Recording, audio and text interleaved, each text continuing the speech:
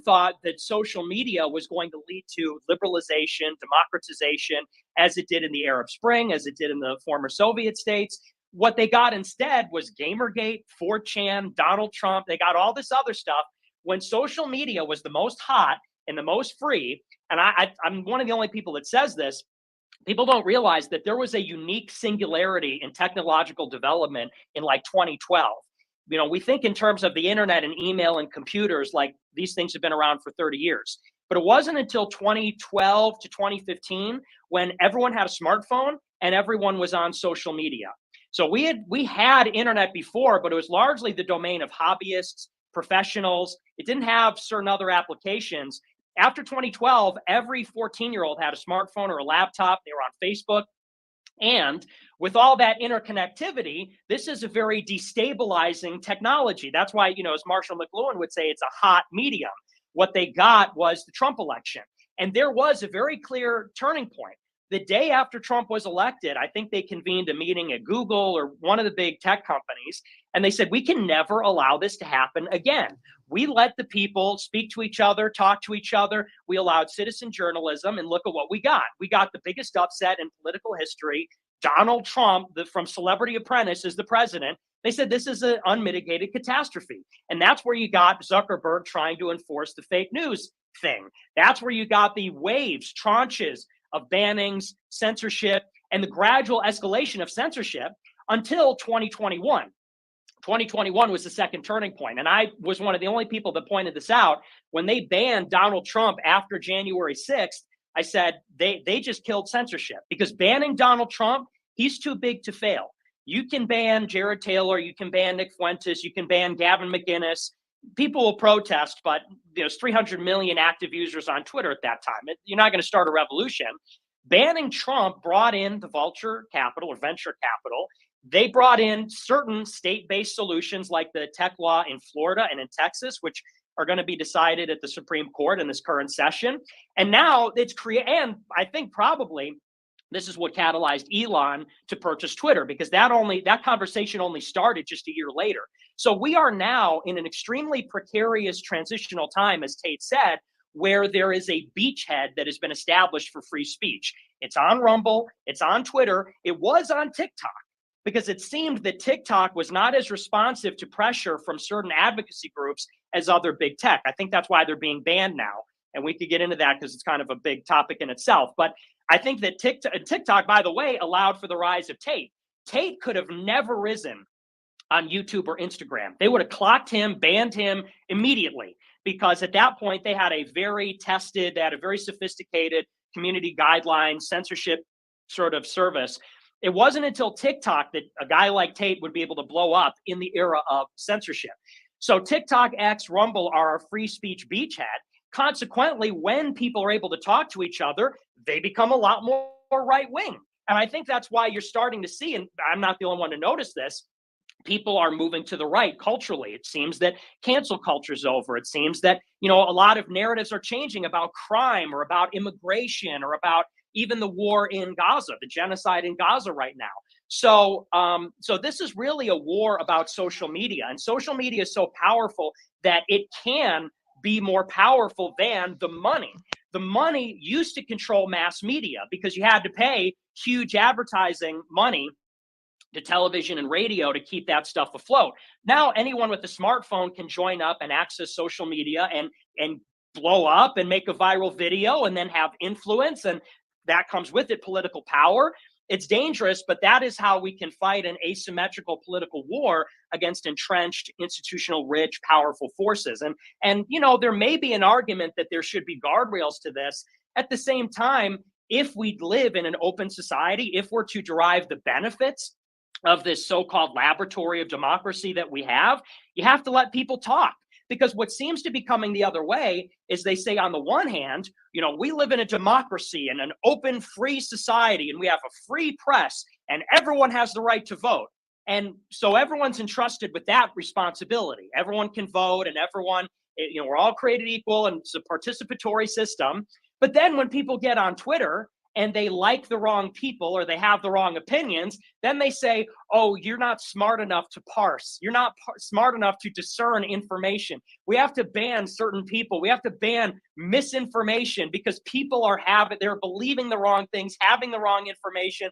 And it's like, okay, so either we live in an open society or we don't. We either live in a society where people are participating and they have rights. And I think what Tate is saying is true. Power rests on two things: legitimacy and force. That's where authority comes from. Most of the population recognizes that the government has the right to rule. Most people recognize the government has sovereignty. So when the cops arrest people, people say that's a legitimate exercise of authority. That's legitimacy. When people don't believe the government has legitimacy, when they don't believe in their legitimate authority, that's when it becomes necessary for government to use force. If people start to say, hey, this election was rigged and Biden's illegitimate and all these institutions are lying and they're in on it, then they start to say, the cops, the military, the government, they don't have legitimate authority. We're going to resist them. That's when they got to send in the military. And so the question is then, when does it become necessary for the people to use force? Well, I think that's I wouldn't say that in a public forum because, if you start to say, hey, we're going to overthrow the government, then they come and kill you or throw you in jail. But I just want to finish my point. So to finish my point, the only way for America to correct course right now is for there to be reforms. The people don't like what's going on. For the government to maintain its legitimacy, it cannot clamp down on social media and use brute force and say all of a sudden, oh, well, you've had too much to think. This is actually a technocracy. We're engineering public opinion through algorithms and media. Like that is too much for the population to bear. Either we'll live in tyranny and misery, or there will be a violent confrontation, and that is going to be ruinous for America. So the only good course correction is for the regime to reform itself. The people don't like what's going on. It needs to reform to maintain legitimacy. And the way to do that Nick, let me ask you a question on that. So Nick, but just a question on that actually. Can you do it with social media? And the question is this, because social media has an impact. It has certain level of engagement, but there's a reason, like you're back on social media. We've got many of the panelists on here who are on social media, but would never be allowed on mainstream media. And the mainstream media at the moment, whatever the medium is, whether it's TV, whether it's newspapers, whatever the medium is, still controls the narrative, right? And so when you look at it, there is still a disproportionate effect.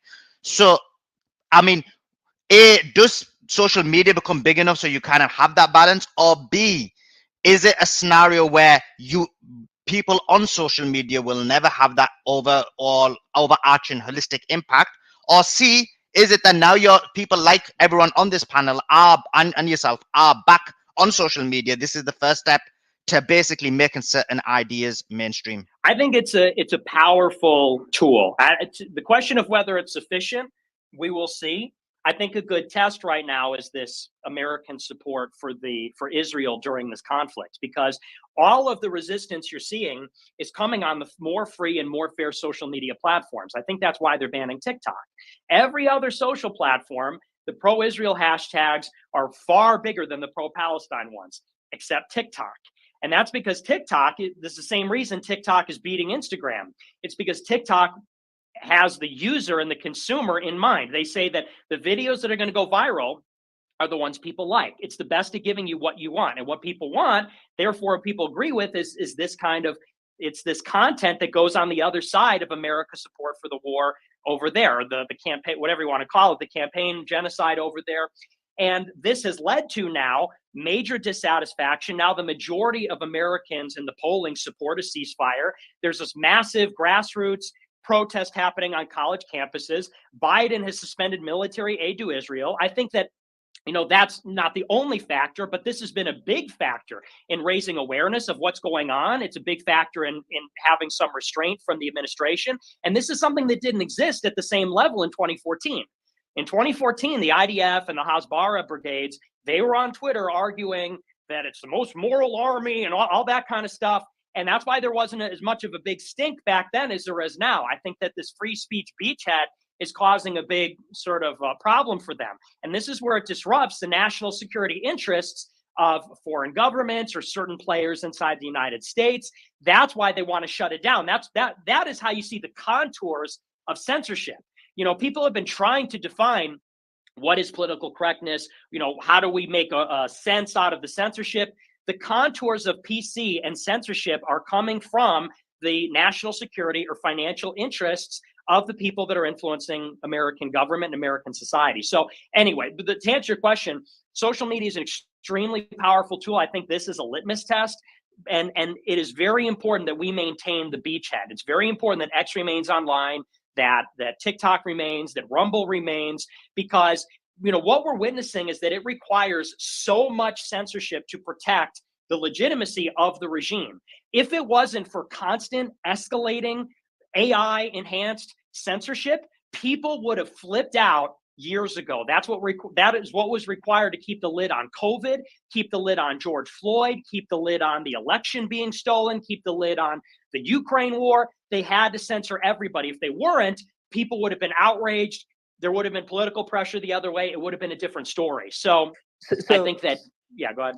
I was going to say, so I agree with you, Nick, that like it's idiotic to claim that people are too stupid to basically discern what misinformation is. I think that's a really idiotic way of looking at it. It's telling everybody they're too dumb, right?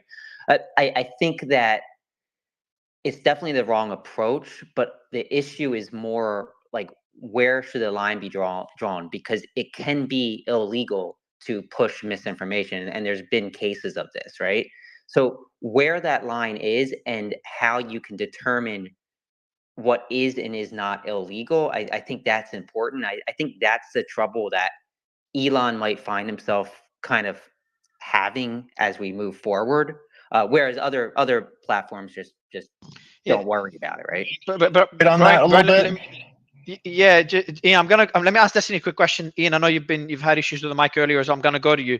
But Destiny, I was going back and forth with Nick and Andrew on this. Is that, where do you draw the line? Who decides where that line is, Destiny? Good to have you. And I'm sure there's a lot of voices on stage that some of you agree with, some of you strongly disagree with. But where would you say that line should be drawn? But wait, I'm on Destiny's blacklist. He cannot speak to me because I'm on his blacklist. Are we talking okay. about for are we talking about for like legal purposes, or are we talking about for platform community guideline purposes, or what do you mean? Let's keep it more broad. Free speech purposes. Well, I mean, where do you draw? So Elon has drawn. Okay, so Destiny is Nick on your black? Do you have a blacklist? Destiny, have you broke? Yeah, he has to go. Give us an exception here, Destiny. If you could speak to Nick, if we can have the exception, Destiny, we'd be very grateful. But on a serious note, Destiny, where do you draw the line? Because Elon was asked that question. I think he was asked. We're doing a space on Brazil. When he was asked that question, he said a country's law, even though he might disagree with it, that's that's the line he cannot cross because he's running a business. Where do you think that line should be drawn, Destiny? Well, because we've been having I just want to add one more. Go ahead, Nick. Go ahead, Destiny. Well, yeah, I was gonna say. I mean, like, to say the line is drawn at the law, I mean, is the most boring answer ever, obviously. And if you're a business owner, you kind of have to operate there. But that's not the only place you can operate, right? Business owners can also make suggestions to Congress. They can have their appearances. They can talk to whoever they want to talk to. They can push culturally for the norms to change. In terms of like where it should be, I mean, I like the United States freedom of speech. I think that sometimes people speak about it in kind of an ignorant way. Like, for instance, when we talk about TikTok, it's kind of funny that people think it's unfathomable that a foreign adversary literally having connections to so many different American cell phones and having their thumb on social media, which we all know is incredibly like influential and important. The idea that wouldn't be a thing we'd want to avoid as the United States, I think it's an easy to understand idea without needing to invoke, any kind of weird conspiratorial nonsense. Yeah, Israel. Cool. But yeah, no, I mean, I like the United States. I don't think we should have hate speech laws. I think you should be allowed to say more or less what you want to say in terms of like legal protections. And then obviously platforms can regulate speech as they want, but I think they should lean a little bit more on the freedom of speech side and just give people the opportunity or the tools to like block or mute people if they don't want to hear them. So my next question, Destiny, is, do you think Nick should be censored? What, from X or from Twitter? Social media. No, I think Nick's pretty harmless. I think if he wants to do his little thing, he can do what he wants. Okay. I just got something real quick I want to say with TikTok, because I find it very interesting. Real quick, I just want to say this with TikTok. There was a push to ban TikTok for years on a national security premise because, obviously a foreign adversary has created the app. But I find it very interesting that a bill didn't get passed to get TikTok banned until what? Oh, it was overwhelmingly pro-Palestine, about 70 to 30%. versus being pro-Israel. But once it became pro-Palestine and people became extremely critical of Israel, guess what? Oh, we got to pass the bill and get rid of TikTok. Ed, I know you were jumping in. We were talking about Nick's ban. I know you were banned, I think it was 2021 or something, and then Elon actually let you back on, or X let you back on after Elon took over. And then I think it was the same day you were banned again. And is there, like, do we know what you were actually banned for? Because I know, doing research, I know you had a post where you said, "Who controls the mind?" And it was all these Jewish people in the media. And then you also were in a space where you said, "Yes, we love Hitler, bitch." Like, do we know which of those got you banned? Well, when I got unbanned, I was under the impression that the new principle was free speech. So I didn't say anything illegal, and they didn't tell me what I was banned for. But I only posted like 3 things. I posted the red media. I said I did my Twitter space. And that's funny, you think, oh, you said you love Hitler. I love everyone. I love you. I love Destiny. I love everybody. But it's very different saying. But it's very yeah. It's 2 seconds. It's like, guys, 2 seconds. So this is the slippery slope. Hold on. Yeah, I've just okay. Yeah, I am speaking, so I'm not letting it go. But Nick, do you think so? First question, and we'll ask Elon that question on why you were banned, if you manage to drop by. But the question is, do you think that particular statement? So obviously you can't compare loving Destiny to loving Hitler for obvious reasons. But do you think that's the statement that got you banned, or do you think it was something else? Nick Fuentes. And I hope you're not being banned, right? I don't know if he's rugging or his account just got banned again. I'm being honest. I think. Hey, can I say something real quick? Go ahead, Destiny. Yeah, go ahead, Destiny. I wish that we had like better freedom of speech defenders. Like, listen, it's the United States of America. If you want to say you love Hitler, if you want to be anti-Semitic, you should be like allowed to say those things. I don't like it when people get banned for being anti-Semitic and then they say they weren't anti-Semitic, but then they also defend freedom of speech, but they won't say those things. It's ironic because all the people that talk about the Jew stuff are like the people who are the most scared to own the things that they've actually said. Like, it's the United States of America. If you want to be anti-Semitic or anti-Jew, you have the right to say that publicly. Like, there's no law against like saying that publicly. Like, champion that. Can I jump in now? My thing was glitching. Yeah, go ahead, Nick. I want to answer this. Yeah. So you're right. We cannot compare loving Hitler to loving Destiny. Destiny is far worse. I knew you were going to say that. I knew you were going to say that. Man, look, let's try to last more than 24 hours today. Come on, that's a good riff. No, you're right. But here's the thing. I think that in those cases, in those edge cases, yes, like we do have to permit people to say things that even everybody disagrees with. We have to permit people to say things that anybody would say, oh, of course you shouldn't be able to say that. That's where it matters. The limits of free speech, that's where it becomes tested. We don't have free speech so that people can say, I like Burger King instead of Wendy's. No, we have free speech so that people can say things that are outrageous and question fundamental assumptions, like about Hitler, like about certain political myths, or how our political system is founded. And so when Destiny says, oh, you don't own what you say, it's not about that. It's just about if you are able to discern the tone when someone is talking or what the meaning is. You look at a lot of the things I say, a statement like that is obviously said in a tongue-in-cheek. It's punchy, it's outrageous, it's intended to be. That's the obvious purpose.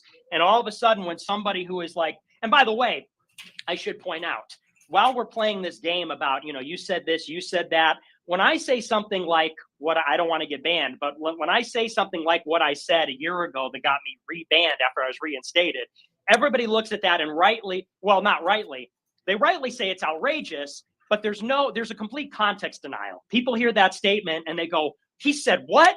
Ban. Because I'm a right-wing guy and I have all these views and I'm like a canceled American. He's got to go. Hang on. I'm making an important point. When Destiny says, I think that the Palestinians should be genocided. Ha, ha, ha. Nobody looks at that and says, oh, he should be canceled. What an outrageous thing to say. Some people do, but he's on YouTube. He hangs out with Shapiro, Jordan Peterson. When I say something because I'm right-wing and it's outrageous, there's no charity. People pretend like they don't know what humor is. People pretend they don't know what rhetoric is. That's just who he is. He's an odious person. Get him out of here. And same goes for everyone here. Same thing happened to Tate. Similar things have happened to Elon. It's happened to Alex Jones. When left-wing people do or say things that are just as bad, just as racist or just as violent or whatever, it's always with them, oh, well, I'm sure he was joking. You know, Hassan Piker can say, we deserve 9/11. As far as I know, he's still on Twitch. I'm not. But what is materially different from saying America deserved 9/11? 3,000 souls innocent were killed. We deserve that. That's a fine statement. You're on Twitch and Twitter, and there's no censorship. When Destiny says, I think Palestinians should be genocided. Ha ha ha. He's still on YouTube. He's still on all these platforms. Nobody even thinks twice. When Nick Fuentes makes a joke, or hang on, when I say something like, oh, you know, whatever I said, I don't want to say it again because I don't want to get banned. Oh, well, he's a horrible person. He's an avowed neo-Nazi. Look at what, you know, they're going to reprint the quote like Ed Krasenstein did without the laughing or the tone. And that's BS. Like, let's just be honest. That's, everyone can recognize what's going on there. So let me, Destiny, hold on, guys. Nick, just a quick question. Just on that, on that specific point. Before that point, Sully, just because there was something mentioned, there's it's important, sensitive thing. So, Destiny, on the joke that Nick, and obviously it's a joke that many will find insensitive, offending, etc. On the joke of you being a more despicable person, I think he said, than Hitler. Now, I think he meant it as a joke. Do you think such jokes, Destiny, again, you said that Nick is on your blacklist. Do you think such jokes should be censored or they should be allowed?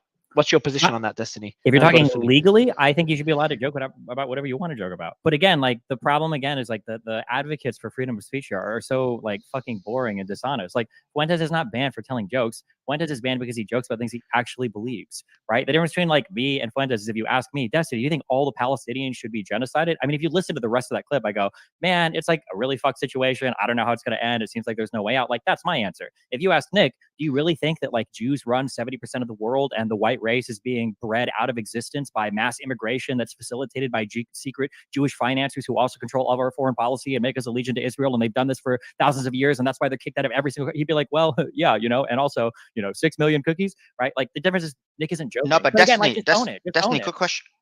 No, but Destiny, like, do you not agree that a person can ask a question? So they could believe in a certain ideological position and then ask a question that people would find harmful, or find it emotionally hurting. As an example, you said you know you're anti-Islam or you're Islamophobic, and then you make jokes about it. So you can clearly have a position and yet make jokes about it, right? Well, yeah, no. But if you were to ask me, Destiny, why do you make jokes against Islam? I wouldn't be a pussy and say, oh, bro, I'm just joking. I would say, because I don't like Islam. I really don't. I hate the religion. Like, I would be honest about it. I'm not going to sit here and be like, oh, yeah, but let me ask Nick. And this is the thing. So why is and this is the real question people are asking, like, why is Destiny able to make those comments and someone like Nick gets banned? So Nick, same question to you. Your position in terms of whether you believe that certain people run the world or whatever it is, I mean, have you hid from that position? Like, that's his argument.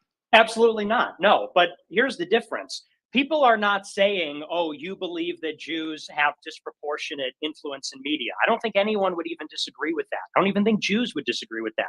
Also, it's an empirical question. So people, if they're interested, can go and look it up. You know, it's actually not a completely subjective question. It's actually quite objective. But that's not what people accuse me of. And that's like a very slippery way to frame it. When Destiny says they should be genocided, so of course I don't believe they should be genocided. Okay, fair enough. People watch my speech from a year ago or 2 years ago, and they say, oh, he wants to kill all people that aren't like him. In the same speech, I say, we love everyone. We love even our enemies. We need to pray for them. We need mercy and compassion towards them. We don't need cruelty. I think even in that same speech, not even about Jewish people or Israel, in that same speech, I said, when I look at homosexuals and transsexuals, I don't like all the cruelty visited upon them. We need to pray for them. We need to bring them into the church, blah, blah, blah. So it's like the same speech where people say, oh, Nick said he wants to kill everyone and all of his opponents. I'm literally as Destiny said with his comments about genociding Palestinians, if you look at the full context, it's completely misrepresented. The difference is the ADL and the SPLC aren't clipping Destiny's joke and throwing it on social media every time he makes a post. The difference is when an article is written about Destiny, there isn't a preamble that says Destiny, a live streamer who said Palestinians should be genocided, but they do that for me. Every unfortunate thing, joke, exaggeration, whatever you want to call it, always with the most uncharitable interpretation, that is on my Wikipedia. That is the preamble of every article written about me. And I'm not going to hide behind my real views. Okay. Are you saying that all of that was taken out of context? Saying that we're going to kill everybody? or whatever, yeah, it absolutely is taken out of context. I mean, we have to give me a specific example. How many Jews do you think died in the Holocaust? Well, there's a specific question. How many Jews died in the Holocaust? So Nick, just a quick question, right? When you've explained the disparity in terms of the rules, like basically Destiny can attack Islam, Muslims, and he's got no problems, and you have been banned. Now the question becomes, when you know that that's the level of Sophia that we live in, that there is this disparity, do you then, like, now you made a joke, didn't you, right? And it was clearly a joke, but now that could be snipped and that could maybe be used to get you banned or whatever it may be. So does that make you become, a bit, does that make you become, well, obviously it hasn't, but should it then make you become a lot more careful in even the jokes you make?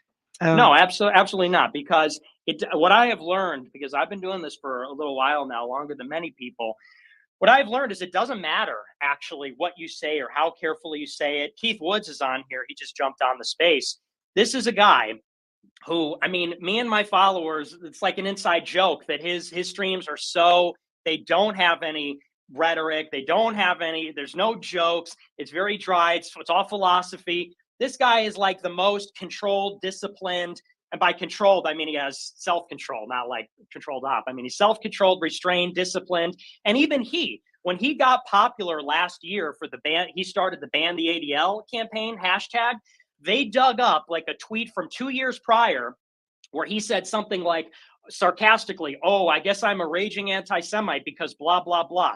The ADL cut that, and now every time there's an article about Keith Woods, it says self-avowed raging anti-Semite. One tweet from years ago said in an obviously, I mean, Keith knows the details, so he can reproduce the tweet, but it was so obviously, he wasn't saying, hey, it was obviously rhetorical, it was obviously sarcastic. So it doesn't matter.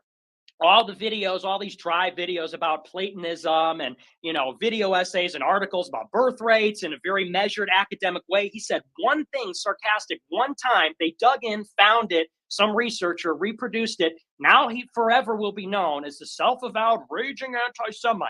So I've seen many things like that. So the question is, do you like self-censor and impose a chilling effect? And, we can't be funny. We can't make jokes. We can't be rhetorical. We have to kind of go through this translator and be, as Tate said at the beginning, you neuter yourself. They want you neutered with the chilling effect from these free speech regulations. Or do you just kind of go out? I feel like I have filled up the room with such a cacophony. Like there's just like this ambient perception of me as this like vaguely horrible person. Now I can say whatever I want. Now I can say whatever. And, and I think people can recognize if they watch my show. Yeah, go ahead. Sorry, Nick, I'm going to put you on the spot and then get Destiny's thoughts. I'm going to ask you a tough question. Sure. And I'm pretty confident you will not get banned answering that question, but what is the most controversial belief that you currently hold? And the mic is yours. It doesn't matter how controversial it is, because then my next question for Destiny and anyone else would be, should that belief be censored? Should the ability to speak about that belief be censored? Nick, the mic is yours. Okay. Well, I would say the biggest taboo right now is talking about Jewish people, because I talk about race and I talk about gender and a lot of things. And the biggest taboo is, as we all know, talking about Jewish people's influence, and they could be right wing or left wing. I think, though, it seems like the influence of Israel is maybe the biggest one, because even conservatives talk about George Soros. So I would say it's Jewish influence. And my answer for that is I think that only Christians should be in power in America. And I don't know the details of how you'd work that out in terms of if you pass a law or there's a qualification, but I think that we should have all Christian legislators and Christian presidents and Christian Supreme Court judges. So I would say that's probably my most controversial. I'd say taboo number one. We've discussed this point in previous spaces. I want to ask you, and Keith, I'm going to go to you in a second, but give me one more, Nicholas, and then we'll go Nick, and then we'll go to Destiny afterwards. The second taboo thing, and I've got a quote here about. I'm going to read out a quote. Could be out of context. Maybe it could be the second one when you said it could be a joke as well. We need to go back to burning women alive more. Again, if I took it out of context, I do apologize. But can you maybe elaborate that quote? And could that be the second most taboo belief that you hold? Which I'd be surprised if you actually hold that belief. I see your co-host thumbs down that one. I wonder, she didn't like that I said I want to burn women alive. That's obviously a joke. And if you look at the whole context of that clip, I said in a very deadpan way, I'm like, women are casting spells and they're becoming witches. In the Middle Ages, they used to throw them in the river. They used to burn them alive. I'm like, and here they are lying on the stand about, I think in that case, it was Johnny Depp. I'm like, they're lying about Johnny Depp casting spells. I'm like, we got to burn these women alive. Obviously a joke. Oh, okay. I put that I put that in an extremely bad joke, but yes. Can I ask a question real quick? Your reaction is what makes it funny.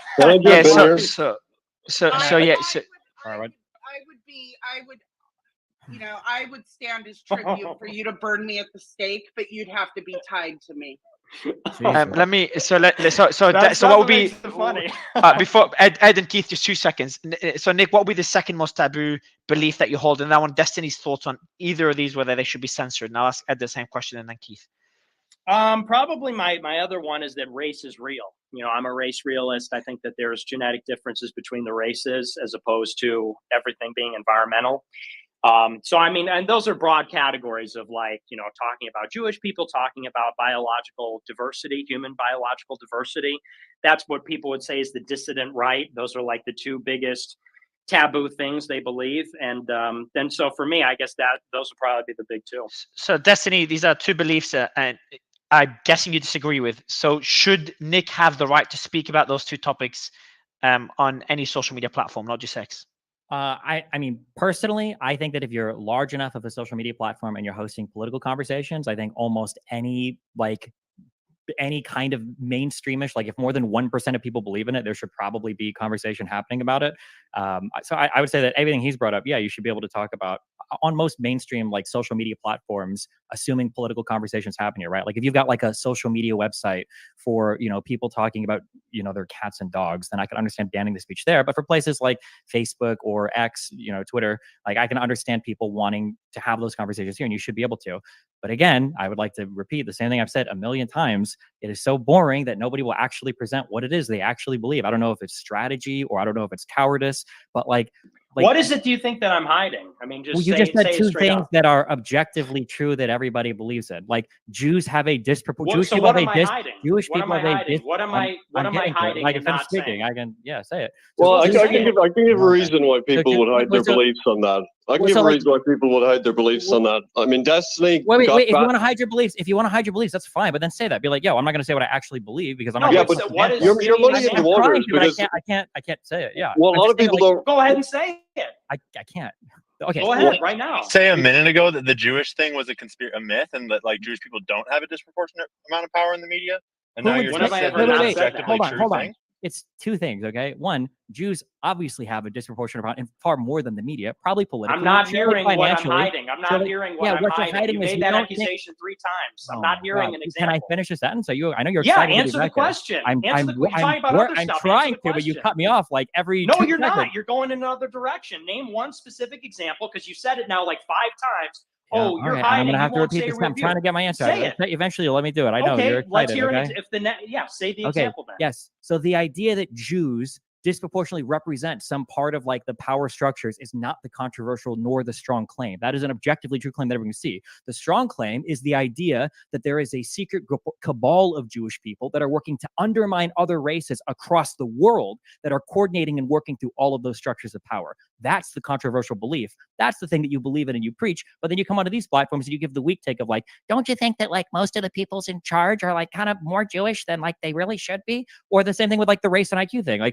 Everybody who's reasonable to anything should acknowledge that there's going to be genetic differences, probably even genetic differences between groups of people. But that's not your claim. Your claim is Black people are dumber due to genetic reasons on whole versus white people. That's the strong claim. You make the weak claim that is everybody believes in it, but then the strong claim goes unsaid, and that's usually what people are upset about. Which you can argue. Yeah, okay. So let me own up, man up and own your positions. Don't say the most milquetoast, obviously true things ever, and leave all the controversy, behind you. That's weak.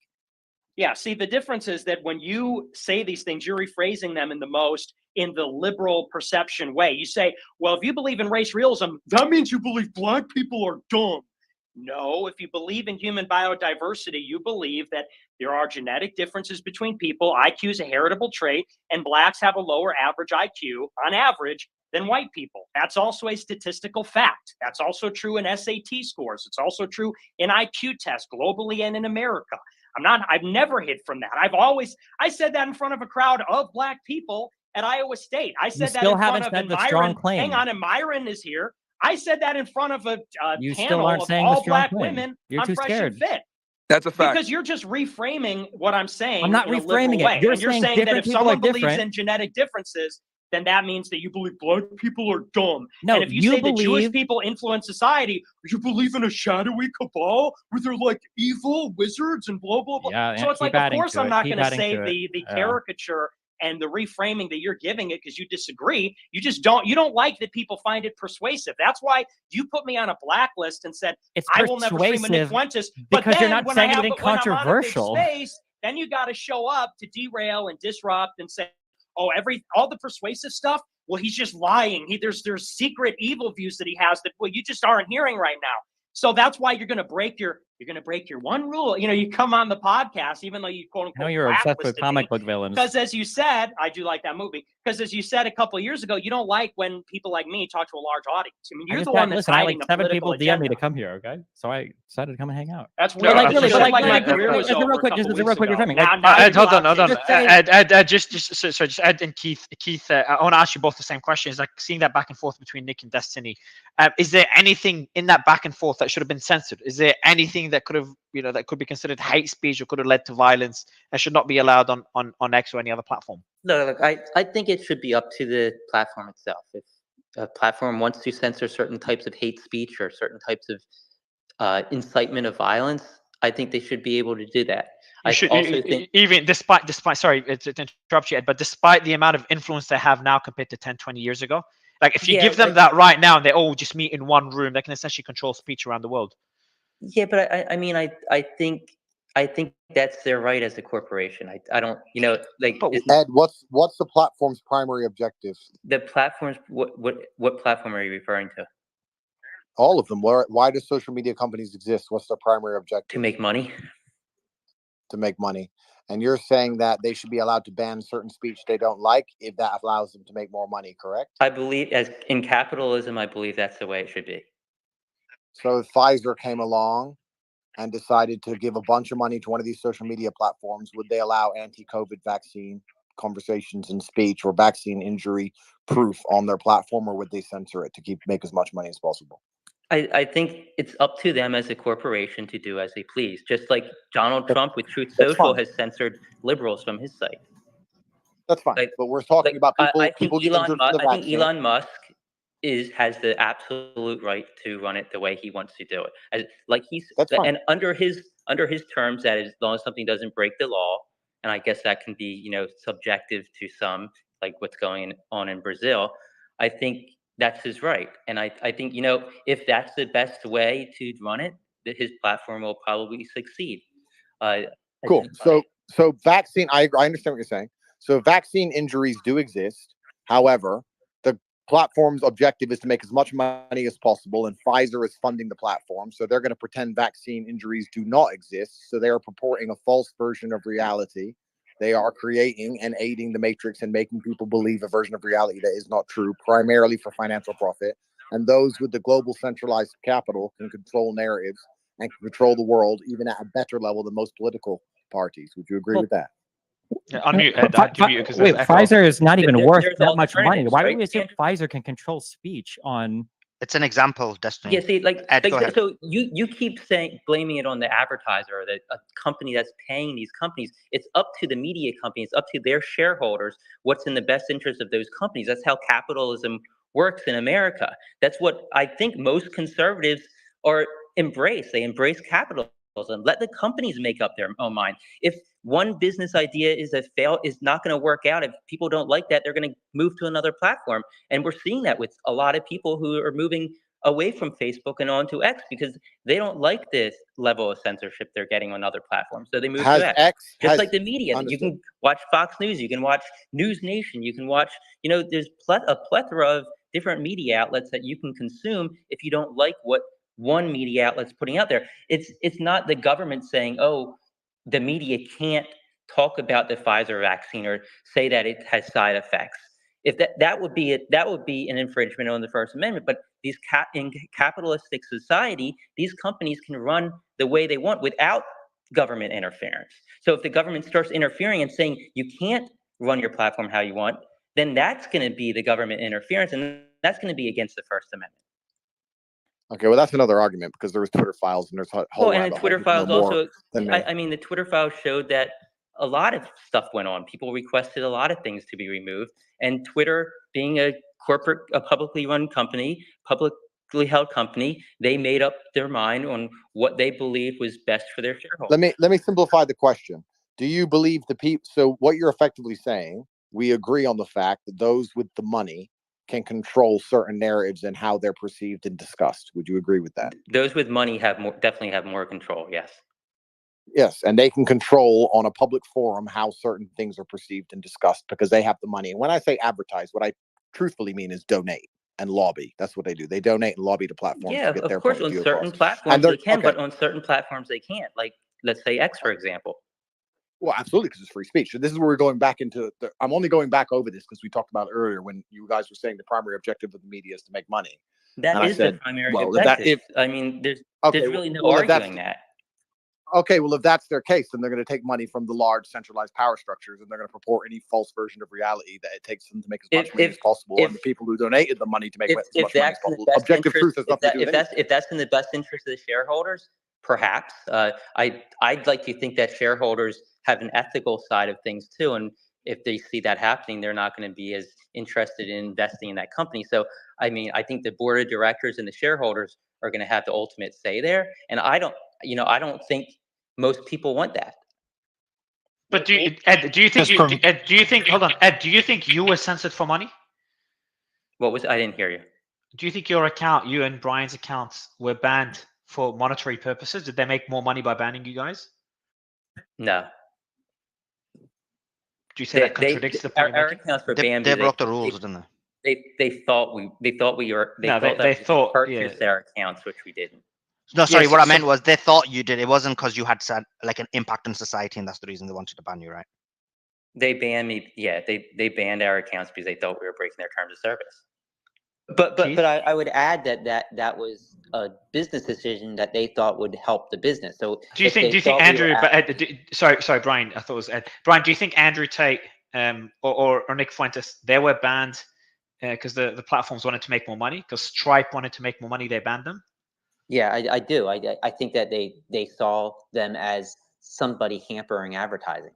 And do you think do you think this model is flawed, where advertisers hampering their image? I think hampering their image, which hampers their revenue, right? That's just an alibi. Let me ask a simpler question. So you're saying effectively that mainstream media will lie for money, correct? Well, I mean, if you lie as a mainstream media outlet and you're caught in that lie, it's going to hurt you. It's going to hurt your revenue. That's not what I asked. I'm asking, do you if I use Pfizer because it's the example we used earlier before Destiny has a breakdown. If Pfizer come along and they are sponsoring, donating, advertising, lobbying, whatever you want to call it, X amount of hundreds of millions of dollars to your news network, and you're talking pro-vaccine, would the mainstream media lie for money? I mean, I think that depends on the individual who's making that decision. But I mean, if I was running the mainstream media, I certainly wouldn't. I mean, I think you have a reputation. If you get caught in a lie, that's going to hurt you monetarily in the long run.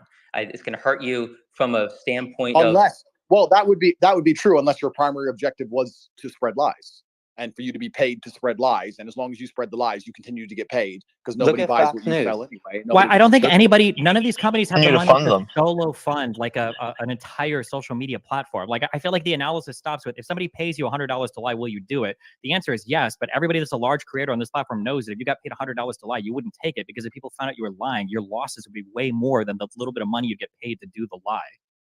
That's crazy. People pay you, man. We're talking billions. Your marriage not exploding. Kind of like Nick, how you lie about everything that you do. So, for instance, we were talking about deplatforming, and Nick is talking about the Ukraine was going to win the only reason Nick, by the way, is back to what Andrew was saying. Guys, scam reporting people. Andrew, but the what you said is that I think the media will lie for money. I think you're right there, and I think Ed cannot disagree. But then, isn't that going to be their downfall? Like, this is not sustainable either, because they eventually lose trust. This is the missing element. They will lie for money, and then we're talking about how that's going to damage their reputation, which has happened. Nobody trusts them. Nobody believes them anymore. And everyone's missing the very obvious point that it's their job to lie for money. They've always lied for money. They'll tell any narrative they're told to tell by the big money and the big finance. No, but who are they? Who are they? Lie for money. Andrew, who why are they? would they? Like, can you name an individual? Is it the CEO of CNN? Is it, you know, like who is? It's global. It's going to change, right? The COVID-19 narrative is different than the Ukraine narrative. Perhaps they're all on the same. Yeah, but team, you can't paint everybody. Maybe Andrew. I'm sure there's some people who would lie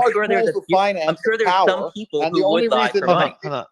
I'm sure there's some people who would lie for money. You're right, but to say that the mainstream media would lie for money, like everybody in the mainstream media, their goal is to lie for money, just to put money in their pockets, and they're willing to tell lies. That's ridiculous. I mean, you're judging every individual person. It's not ridiculous. No, it's why they exist. It's absolutely ridiculous. The mainstream if they promote vaccine misinformation. People were all losing their jobs if they were to promote anti-vaccine content or anti-vaccine misinformation, which has direct harm to the people that are getting these injuries. Like, we're talking about a misinformation that has direct harm to humans. And we're talking, Andrew's bringing up a point where if they lie for money when Pfizer is paying them, which they did during COVID, and then they're not reporting on vaccine injuries, then this is a lie that has direct harm to humans. That directly are we saying should those be banned? Should that be made illegal? If you lie and you get paid money for it, should that be like a free speech thing where you're in trouble for that? Well, here's the pertinent point, though. I feel like we're missing, guys. I feel like we're missing a very pertinent point. The only reason mainstream media exists at all is to lie. I don't know why we're trying to pretend that's not the case. I think that's a ridiculous statement. Out free everywhere, all of the time, and forced on everyone's throat all of the time, and every single lobby everywhere is to lie. They get their objectives that they're supposed to purport to the populace. Their job is to lie, and to sit and say, "Well, if they lie, they won't be trusted." Correct. Nobody trusts them. Correct. They've been lying for money all this time. That's exactly where we are. So how is this a confusing for anybody? When does a media outlet become the mainstream media or part of the mainstream media? At what point? Well, that's an interesting question. I mean, you have state broadcasters for a lot of countries, and I'm sure that in each different country, you have their state broadcaster with their particular narrative they want to push and enforce. I'm sure the Chinese state broadcaster and the Russian state broadcaster and the British state broadcaster will look at the same series of events with a completely different spin and a completely different narrative that they'll try and push to the populace, which they think is best in their national interest, which means it comes from above. It's not organic. It's not just accidental. They put together the narratives they're told to, and they push it to the population. They're professional liars. Yeah, but don't you think that every media outlet wants to reach that point of being considered the mainstream media, because that means they're the biggest media in the country? So at a certain point, you become part of the mainstream. At a certain point, you become part of the mainstream media, right? So at that point, do you just start lying? I mean, it's a ridiculous narrative. Sure, what's ridiculous to say that there's like a free market for media. There's 5 major conglomerates that own most of the media. So to pretend this idea of like, well, they're rising and falling and they're in competition. There's like 5 major they rise and fall. They control most of the media. And there is some, within margin, but nobody would ever say that like some tiny publication that could be founded by an individual is going to blow up and compete with the big 5 conglomerates like News Corp and 21st Century Fox and Disney. So it's just, and they wouldn't let it. Guys, let's be hyper realistic here. I said earlier about the control of people and influence over people is the only true war. Tanks and bullets are the final last resort to do that. It's much easier to use social media and narrative control and the MSM, etc., to control a populace as opposed to putting them all at gunpoint. The idea that you can just stand up and tell the truth and you're going to have a broadcasting organization inside of the UK bigger than the BBC, and you're just going to talk against the government and you're just going to tell the truth and be Mr. Honest, and they're going to let you get bigger than the BBC without catching a fucking bullet is asinine. Look at what's happening to people who have Twitter accounts. Not just my story, Nick's story, Alex Jones' story. There's a bunch of people with Twitter accounts who end up in a cell for having a Twitter account, let alone a broadcasting corp. To sit and believe that, who becomes the mainstream and you can just go and make a news channel and maybe you'll get in. It's one big club and you're not in it. So Andrew, you haven't answered my question before. So when you say they, the mainstream media, are you talking about, let's say, Chris Cuomo when he was on CNN? Are you talking like is he being fed this information that he's only allowed? Well, I'll be honest. I'll be very honest with you. What I think of mainstream news broadcasters, I think they're idiots who are dragged from obscurity and they sit down in front of a teleprompter, and I think anybody can do their job. And Don Lemon's monumental failure has proved that perfectly, because since he left CNN, nobody's given a shit. I think he has 500 views on any of his videos. He's some random idiot they plucked from obscurity, sat him down, he read the teleprompter. It's not about who reads the teleprompter, sir. It's about who decides what's on the teleprompter in the first place. That's the actual discussion we're having here. It's nothing to do with which jackass could sell his soul and sit down and read the so many of those shows that individual, whoever has that show, they have their team, and they're not necessarily being fed everything they have to say. They're allowed to have opinions themselves. See, this is my friend, and I call you my friend. I'm glad you're calling me your by friend. The fact I'm about to call you an idiot, because you're an idiot, sir. Tucker Carlson said the exact same thing, that he had basically full editorial privileges. Didn't Tucker get fired for having an opinion that went outside of the narrative? No, Tucker got fired because he almost cost Fox News $1 billion for lying on air. It's funny that you defend the fact that he had an original opinion. What you're actually defending is misinformation and lies, which is supposed to be something you guys are against, I thought. Which opinion was this? That's not what I heard. Tell me, please. The Fox News, the Dominion lawsuit. There were texts that were leaked from him where he admitted that he was lying on air about claims that Sidney Powell made to him. He was tired of lying to his audience about things about the Dominion voting machines being rigged. Well, I don't know. That's you don't know anything. You don't read media. That's why you're out here saying things like they get marching orders from everybody. You don't know how any of these media companies are structured. You don't know where the teams get their information from. People that work in media are the most like social media hungry people in the universe. You think that all these people in all these networks across all these countries are getting fed the same marching orders and nobody's leaked anything, nobody's complained about anything, nobody's said anything? And why do we think that mainstream media is any more insulated from these problems than alternative media is? You guys will make fun of the marching orders from mainstream media, but I bet every single alternative media guy in here is anti-vax, thinks COVID came from a bioweapons lab, thinks that Russia has a right to invade Ukraine, thinks that all the charges against Donald Trump are made up, thinks that we shouldn't be supporting Israel. Like, you guys have literally copy-pasted the same opinions between every single one of you, and you guys are talking like an army of NPCs about how the mainstream media gives you like fabricated opinions. Like, it doesn't even make sense.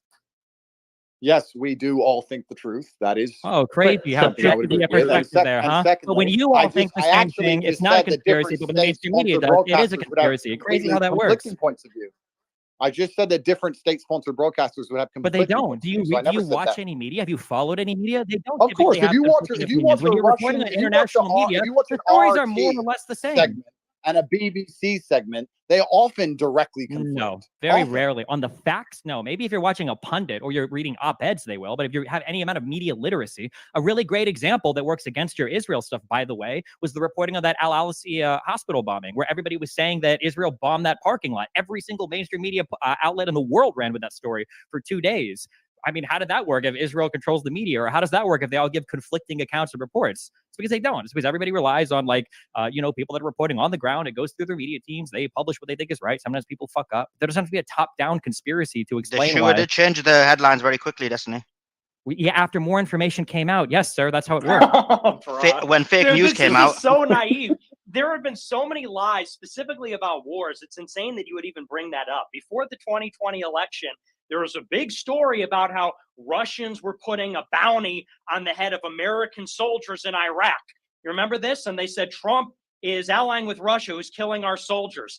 Then a year after, and by the way, that's after the election, they came out and said, yeah, that wasn't true. They came out and said, see, well, we source our intelligence on the ground. Some of it has a high degree of confidence and some of it has a low degree. And this one had no degree of confidence. But it took them a year to correct it after it had already served its purpose. Same thing with the Hunter Biden laptop. They totally put the lid on that one because they said, we were told it's Russian disinformation. Turned out to be authentic after the election, just like the 40 beheaded babies. 40 beheaded babies, 40 babies, and their heads are off. I can't believe it. And then they found out in December, after Israel had already invaded, after they blockaded Gaza, after everything, they said, oh, yeah, that was all fabricated. It's a complete lie. Same thing with Ukraine. I remember when we debated, they said Russia blew up a nuclear reactor because they're trying to do another Chernobyl. Turned out that was bullshit. So those are just like off the top of my head, 5 examples about 3 different conflicts where, they reported it serves its purpose, and then they revise it a year later after they got what they wanted. And you, because you believe their alibi, because you don't understand the distinction between power and powerless, between government and people, you say, no, I think they got more information. They found out that the propaganda that they created for their efficient purpose, oh, they found out that was a lie, because, you know, these are just really earnest people like you and I trying to get it right, as opposed to very interested parties in government, finance, you know, wherever you find it. So those are just a few examples off the top of my head. You know, they've learned more information, just like in Iraq, maybe right? People they just learned there were no stories weapons of wrong. mass Maybe destruction in it's Iraq. possible because it happened on the other side too. How many people were saying, "Oh, there's no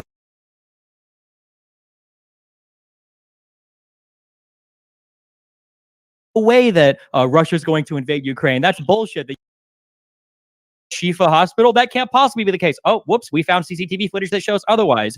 Oh no, hydroxychloroquine is a way better drug than remdesivir. Like, oh, this is going to be the ivermectin is going to save all of us. Oh, looks like none of that was true. Oh, you know, people get things wrong. Some people lie. Like, you have to be intelligent enough to call out fault. That wasn't even a syllogism. That's a false syllogism. No, yes, it is. Even a syllogism, dipshit. Listen, people get things wrong sometimes. You have to be more intelligent. You got to be more sophisticated when you go through media, and you have to understand sometimes people fuck up and they get shit wrong. Sometimes people do lie, but why the fuck would you trust people in alternative media who are like teams of like 1 to 4 highly ideologically driven people versus entire media conglomerates that are being fact checked or have like, you know, dozens or sometimes hundreds of workers in some of these offices? Like the ability for you to lie about is going to be way higher.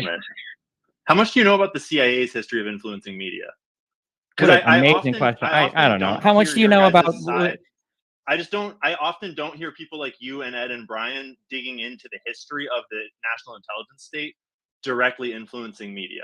Like Because through history. I don't mean necessarily today. History is different. Like, if you want to talk about U.S. foreign policy between like the 40s and before the, you know, the fall of the Soviet Union, that's going to be a different type of foreign policy, a different approach than our foreign policy over the past like 34 years. Also, the ability to sneak or hide different things is going to be different when everybody is carrying around a video camera and a recorder. Like, the ability to do things covertly is a lot easier back in the day when people were typewriting to each other or. Like the Hunter Biden I have to go. So I want to ask. Yeah, do your thing, Andrew. Sorry, brother. I have to go. So I just want to ask a really quick question. Destiny, I want to understand your worldview because you and I have a different worldview, it seems, especially on girlfriends, etc. But we won't go down that path. Do you think it would be prudent and professional for a country to allow its state broadcaster, which speaks to its populace, to report whatever it wanted and whatever it discovered, without any kind of moderation or input, even if it was directly adverse to the goals and aims of the national security of said country or the military-industrial complex of that country? Do you think they would allow the state broadcaster to just report whatever it wanted fairly without anyone telling them what to say or any narratives to hold, even if it's directly counter to the interests of very powerful entities within that nation? Do you believe that we operate in a world that fair? Because do you think that would be prudent and professional? Confidence is a valuable thing. And if your country doesn't trust you, doesn't trust the media, if it doesn't trust the leaders, and if you've got ways to hold them accountable, like via voting, then yeah, if you fuck around with your population and people find out, you're going to be held accountable for it. Arguably, that's why Trump won his election. You know, you can say that like, oh, well, the media lies to everybody and everybody lies to everybody. That might be true. Fine. Then why the fuck should we believe anything any of you guys say, right? At that point, you're in an epistemic, you know, nihilistic black hole of nothingness where you can't believe anybody. The fact that you believe a country X, will have military aims, it will have agricultural aims, it will have political ambitions, it will have trade aims, whatever they are, to compete in this globalized market, and they need their population to believe a certain point of view to be as competitive as possible against the other nations, and they're just going to allow their state broadcaster to broadcast whatever they want, even if it's counter to their own narratives and interests, is so ridiculously naive.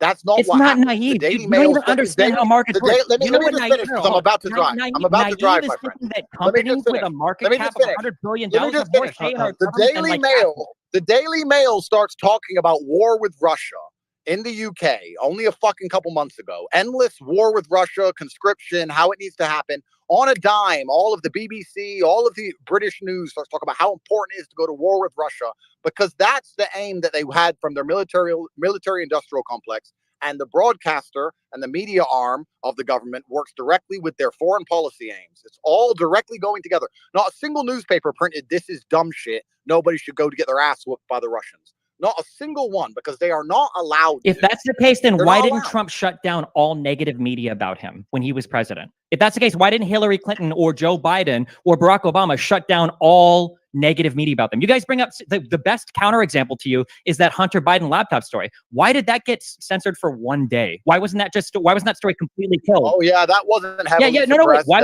wasn't that story killed completely? That is the most talked about story. Your example of media censorship is like the most talked about story in the past 10 years of online media.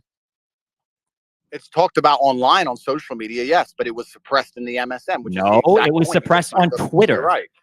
No, the New York Post in every story by doing what Nick says. The big deal about Twitter the big deal about the New York Post story was it being suppressed on Twitter and Facebook, but it came back in like a day. So the question is, if Google right now, Destiny, quick question. Control things so well, why didn't they shut that story down completely? Destiny, let me ask you a question on that. Isn't that because they censored it because there was a specific reason to do so? Because the reason you censor it is because you want the election to go in a certain way. Once the election's over, didn't the intel agencies tell them to do that? Didn't the intel agencies tell them to No, suppress if you actually that? read the Twitter files, I know how much you hate 51 reading. CIA experts. No, they didn't. No.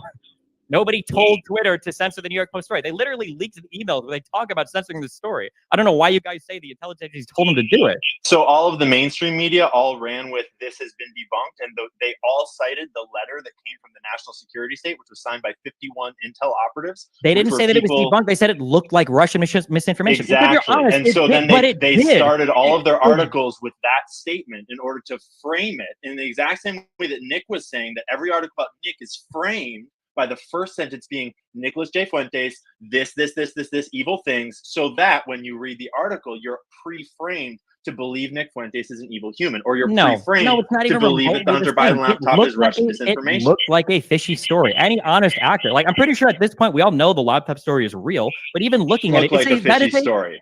Yeah, obviously. Everyone in the idea that Hunter Biden dropped off a laptop years ago to like a blind computer store owner. Yeah, that is a sensational story. That sounds like bullshit. It still sounds like bullshit, even if it's true. But again, like the deep state has so much control sometimes, like censoring stories, but it couldn't have prevented the New York Post from publishing it. Why? It couldn't go and like take that hard drive out of Giuliani's.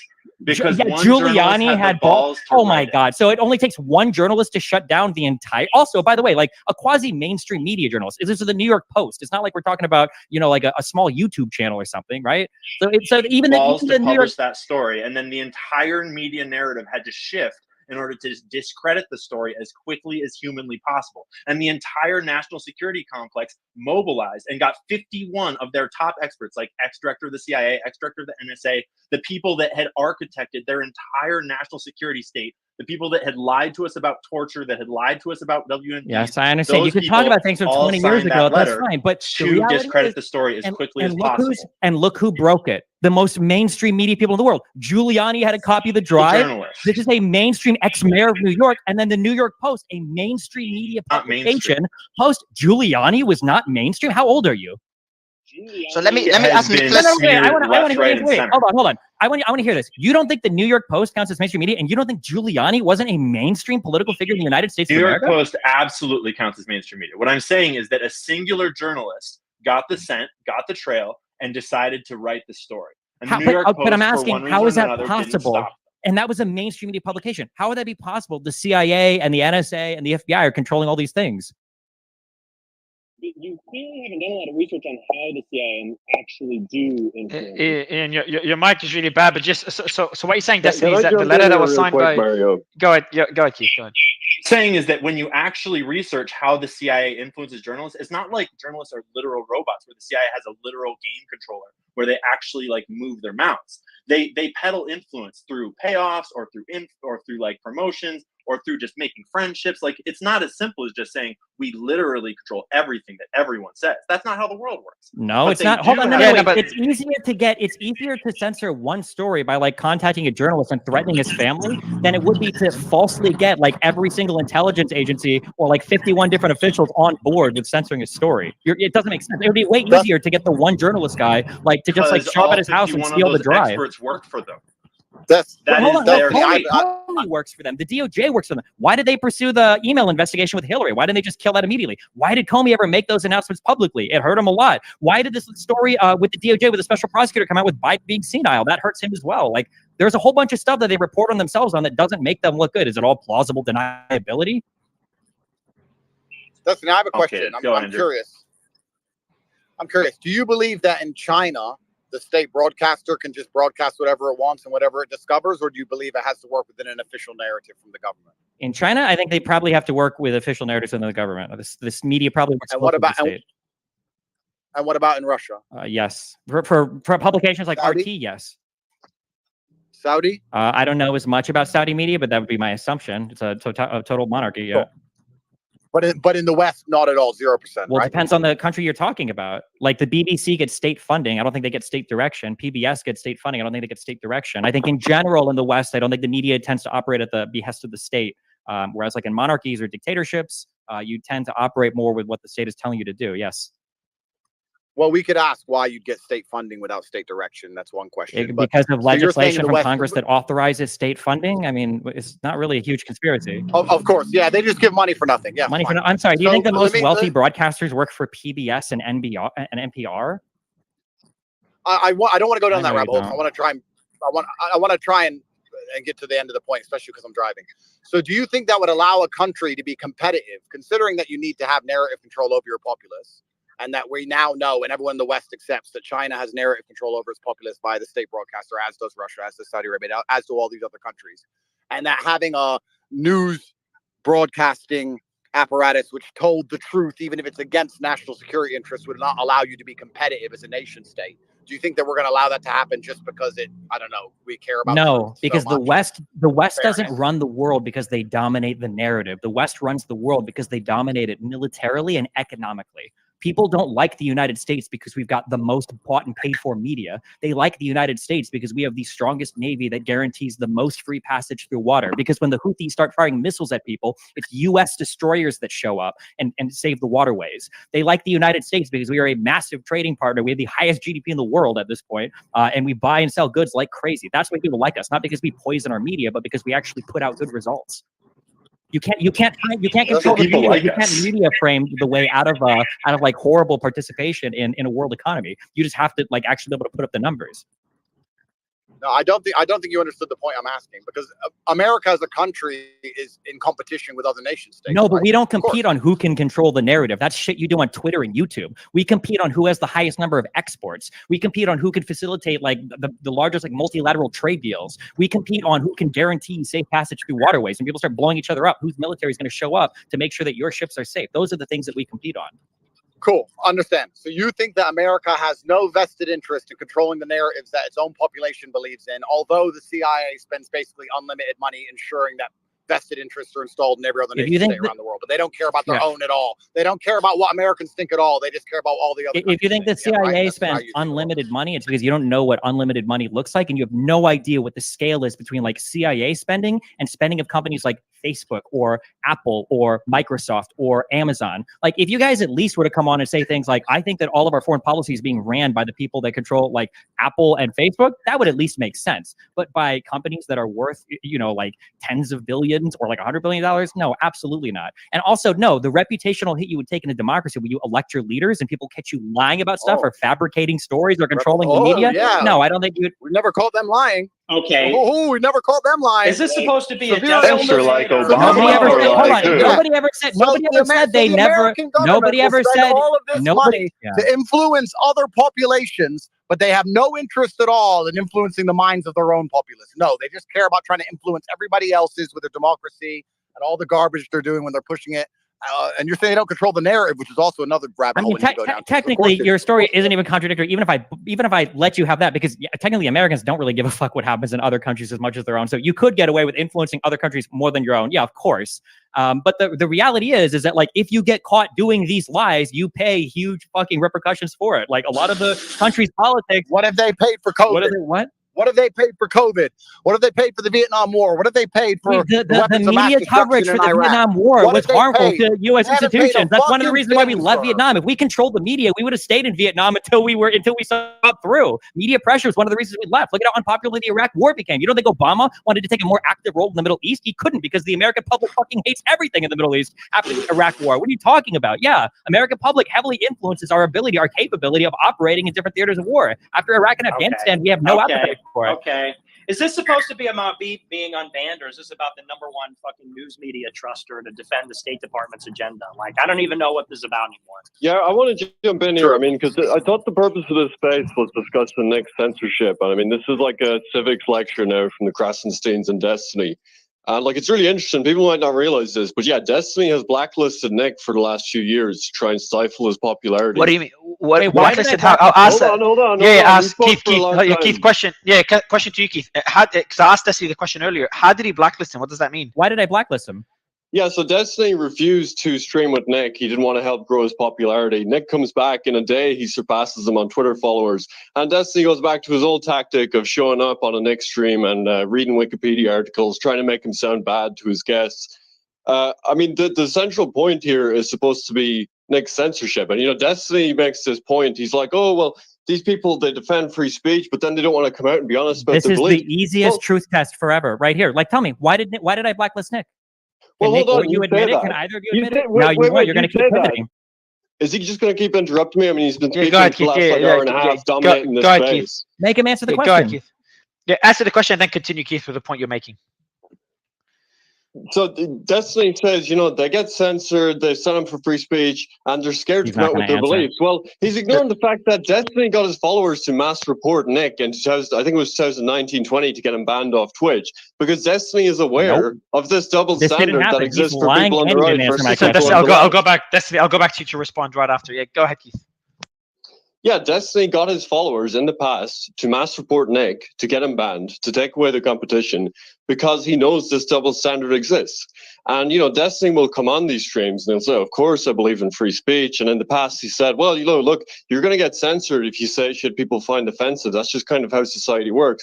Like Nick said, Destiny has said, you know, Palestinians, I'm fine with them being genocided. Hassan, who's probably the biggest leftist streamer now, I saw just a couple of weeks ago, he posted the schematic of a weapon as a quote tweet to a politician, you know, suggesting his followers should engage in violence against the politician. Now, there wasn't an SPLC hit piece, there wasn't an ADL hit piece shopped around, because they know there's obviously a double standard that operates here. This isn't some free market where the companies are looking at these individual streamers, these individual personalities, deciding who to work with. I mean, Nick used the perfect example during Bandy ADL. All of these mainstream media outlets rushed to get this out that, you know, of the 10,000 tweets I've made, that they found one that was a joke about being an anti-Semite and self-avowed anti-Semite. I can give her another example. Recently, I was censored off a couple of payment processors after a Media Matters hit piece. Media Matters hit piece references an SPLC hit piece that says I'm a Holocaust denier. Now, I've literally never made a public statement about the Holocaust in my life, right? It's illegal in most of Europe. But that is shopped around. Leftists send these to payment processors. Did they include a quote, or did they just make that statement without any quote, without any... No. The original article that it goes back to, which is shopped around to all these various outlets now, there's no link, there's no quote. It's just put there by leftist activists. That is used to censor people. And what you realize about censorship is, you know, there's no debate or discussion going around here. These employees get these pieces handed to them by organizations that are supposed to have a reputation like the ADL, the SPLC, and they just hit the button. And, you know, it's easy to come in with this kind of sort of naive, pluralist worldview where we're in this free market of ideas and companies are just acting in their self-interest. Why did I blacklist Nick? You blacklisted him to stop his popularity. Okay, so I blacklisted Nick because I'm a big free speech advocate online, and I have been for, I think, probably like 6 or 7 years. Did you direct your followers to get Nick banned? And Nick Fuentes, I haven't tried to get Nick banned in like 7 years. I had a huge conversation with him on Twitch. I was part of the hosting of that conversation. I didn't try to get him banned. Mass report Nick. Like 8 years ago. Yeah, my values have changed since then. It keeps changing. It keeps changing. I'm not. I haven't changed it. I literally hosted a huge debate with Nick. But the reason why Nick is blacklisted, the reason why I blacklisted Nick is because as of a year ago, Nick and his group of people spam report people. You can go and watch it on the Ralph Report. You can go and watch it on shows he's on. And he says, well, if people spam report me, I'm going to spam report them, which is ironically why I spam reported conservatives in the 2016-2017 period, because you guys spam reported everybody else too. Even large conservative figures would try to cancel other people. James Wood, the Guardians of the Galaxy dude, got canceled by fucking what? Cernovich digging up 10-year-old fucking tweets. And Nick Fuentes plays the exact same game. Nick, do you acknowledge that a year ago, as recently as a year ago, that you had your audience run around and spam report people on YouTube, that you were fighting with Mr. Medicare and other people, and you would encourage people to spam report people? Or are you going to deny that or not even answer it? Really? Did you do that to Keffels and to Hassan last year? Why are you pivoting? Wait, do you want to answer that question? Well, answer. No, I asked you a question. Nick, you're the freedom of the speech guy. Nick, answer the question. Keffels and Hassan? Nick, oh, he won't answer the question. So that's what I mean when I say they won't own their positions. They're Did you do it to Keffels and Hassan? He's not going to answer it. And anyway, that's so just to be clear, that's why he's on my blacklist. The reason why he's on my blacklist. So would you? I wouldn't call this. I wouldn't call this censorship. But Destiny, why it hasn't seemed to have worked? Like if you look at Nick's following now, despite all the censorship, did it help him in your opinion? It's not about if it helps them. I just don't like to signal boost people that engage in like mass reporting, and Nick's community does that like crazy. Reporting against Keffels and Hassan. Notice how he doesn't answer the question. It's because he keeps dodging. You're just a liar. Everyone people can post the clips. Destiny had Keffels and Hassan mass reported last year. He had a tenuous explanation. Me and Destiny collaborated. Every time Nick yaps like this without answering my question, it's because he knows he doesn't have an answer to the question. So let me go. The one on here talking about freedom of speech. Make him answer the question. Make him answer the question. I'll leave it with him. So I think both of you haven't answered the question. But Nick, I'll give you the mic again, you and Keith, because I know Keith was waiting for a long time. Either Keith go on or we'll go to Nick.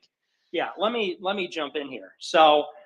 Let him ramble. He means without answering. And now another interruption. You have to. See, the thing is, let me.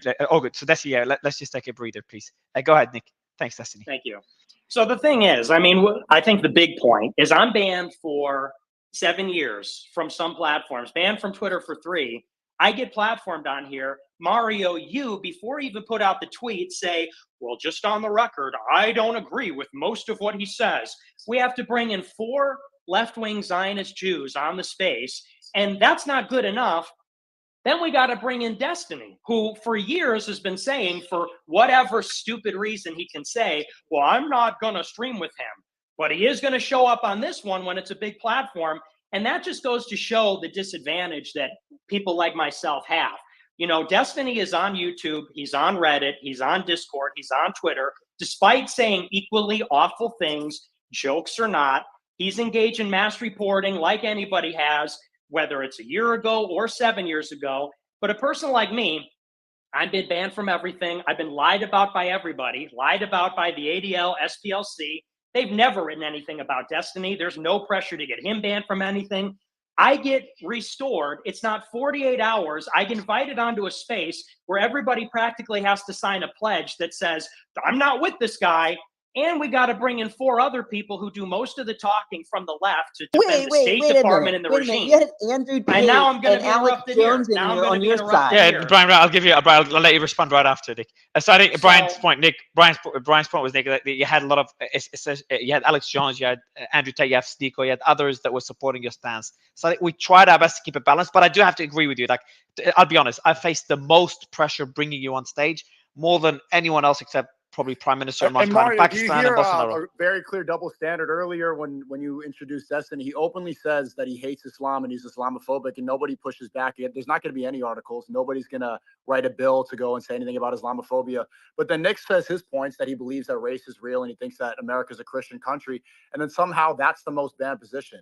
That's the one that's going to get articles written about it. When Myron comes on stream and he makes jokes about, they make Nazi jokes, stuff like this, they automatically try to censor you and say that you believe in this stuff.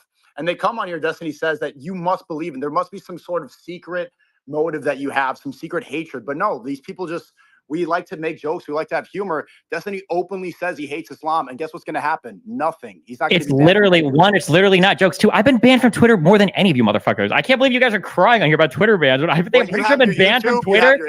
I've been banned from Twitter. Yeah, that's great. I've got some. I'm banned from Twitch. Right, and I was banned from Twitter for longer than you and fucking Fuentes over here combined. And you guys lie about why you get banned from your platforms anyway. Just like Nick Fuentes won't answer why he's on my blacklist. He also lies about why he got no blacklist. Let's move away. That's it. Because he was fighting with a flight attendant. Let's move away from these points. Yeah, go ahead, Sneako. Go ahead, Sneako. Go ahead. One more point is that Nick's right. I mean, I hosted a bunch of panels back in 2022 when I first learned about Nick and his movement about America First. And the reason they try to silence him so much is because his position ultimately is that we should stop funding Israel. It's that simple. That's why he's so censored, is because he points out a very specific flaw that American politicians have, is that they all have to have an undying allegiance to Israel. And we don't even know why they're our greatest ally.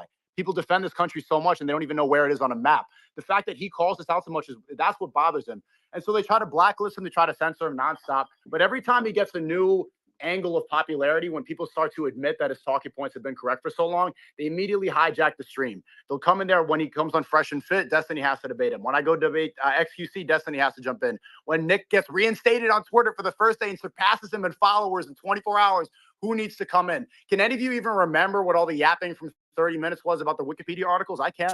Listen, we all know that you have trouble paying attention. That's why you haven't learned anything about the religion you're grifting in for the past year. But to be clear, Mario invited me. He literally DM'd me like 2 hours ago. So Mario is the Jew in this circumstance. Just to be clear, you can blame me. Controlled, by the way. I'll take the blame. But Keith, I want to ask you a question. You and Brian, then we'll go to Nick for that same question. Why, Keith, in your opinion, was Nick banned from Twitter and all other social media companies? Keith, Brian, and then obviously Nick. You're probably best to answer that question. Well, it's obviously ideological censorship. I mean, getting back to what I was saying earlier, Destiny can make these pro-genocide statements. Hassan can endorse violence. Nothing happens. They stay up on YouTube. There isn't an SPLC hit piece. There are teams employed by organizations like the ADL that sit and watch every minute of Nick's content. And he does 5 shows a week. So it's like, 10 to 15 hours of content. And they clip out 1 or 2 minutes, often joking clips. And then they shop that around, and that's really the only way he's allowed on these major platforms. Nick, I was with him a few days ago. He was telling me about the extent of the censorship after January 6th. And really, I think it's a watershed, him being allowed back on, because people get censored, and we all know how bad the censorship has been the last year. But there was a point where, you get censored on a platform, you move to another platform, maybe that one bans you. But in Nick's case, I think he's one of the few people where it was an individual censor. It was an unpersoning across platforms, where even people that were posting his clips would get censored. If you search for him on YouTube, it was only very curated results from organizations like the SPLC. And it's easy to come on and take this kind of, like I said, this sort of naive pluralist attitude that it's just a free market and these companies just don't like these individual beliefs. But at the end of the day, the companies aren't monitoring these individual streamers, these individual personalities. These boycotts are targeted and led by organizations like the ADL that forced Facebook to ban Holocaust denial, forced Facebook to ban white nationalism, launched a huge advertiser boycott on Twitter. And, this isn't just some kind of organic thing where these organizations represent like a plurality of interests. It's oftentimes the same oligarchs funding these people that are funding the media. Jonathan Greenblatt was in the Obama administration. These organizations are really an extension of the regime. And to take this kind of naive attitude that this is just sort of civil society functioning as it does, and it's free market making decisions about who to sponsor, it's just totally naive. So that's why I think it's such a... That's why I think it's a watershed moment that Nick is back on, because I think he has become the litmus test as someone who is, the most attacked by these organizations, the most lied about. And he's really the only one that's come out the other side of censorship bigger than before. Individuals like Alex Jones have been heavily censored, Andrew Tate, but Nick has really come back bigger than 3-4 years ago. And it's at the point where, despite all the censorship, I think everyone has to recognize he's a part of the public conversation. Piers Morgan regularly name drops him. People mention his meeting with Trump. So, Elon here is making, I think, So let me just, based on what you said, because I think you made a very important point here. And Nick, let me ask you a question based on what Keith said. Obviously, as a side note about Al Ahli Baptist Hospital, we know Israel did it, and we know Al Shifa didn't have those Didn't Just have two those. seconds. Silly. Sorry. Silly. Let me ask Hold Nick on. a question. Silly. One second. Just something came up. Just 2 seconds.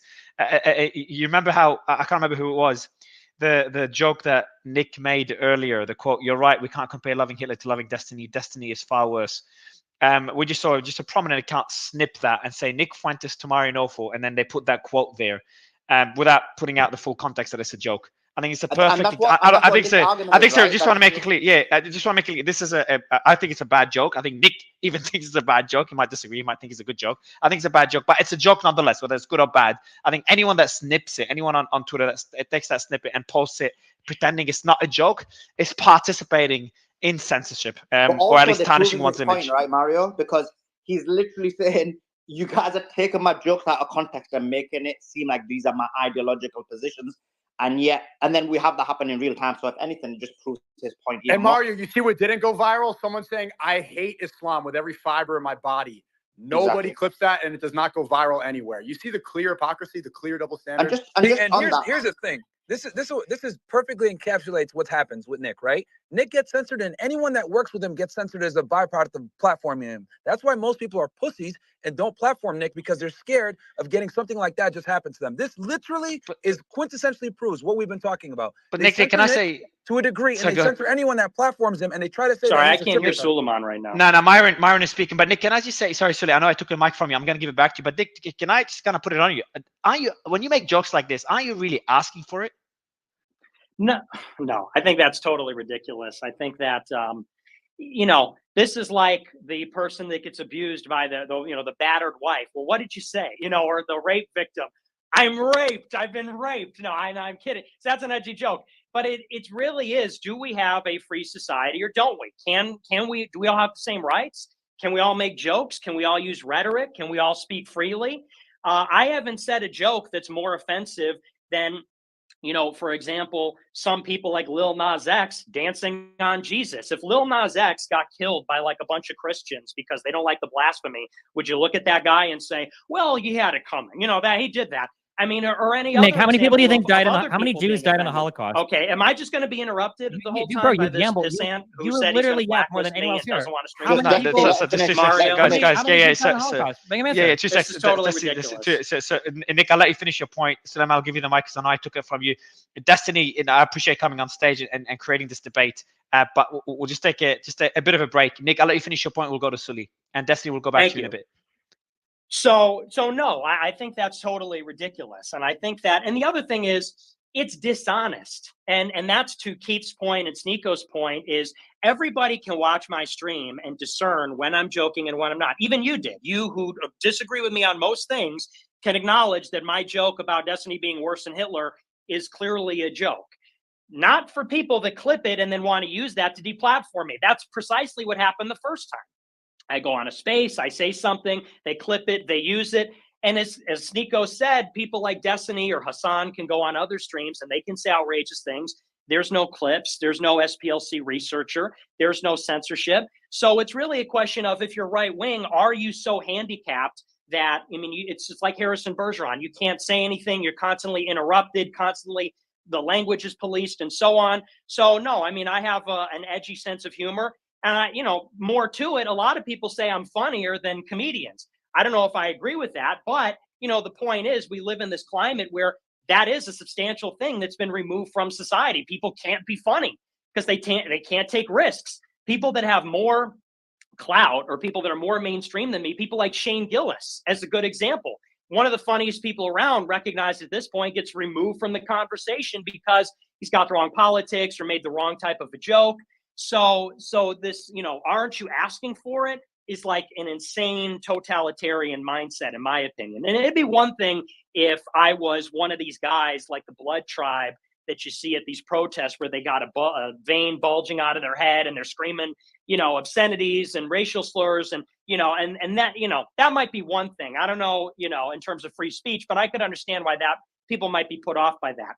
But obvious jokes about things where everybody's laughing, or even if I'm just laughing, I think we can recognize that's part of the conversation. The bigger picture is, who is behind the censorship? It's not that I didn't get kicked off Twitter because there was a grassroots, organic mass support because they didn't like my jokes or they didn't find it humorous.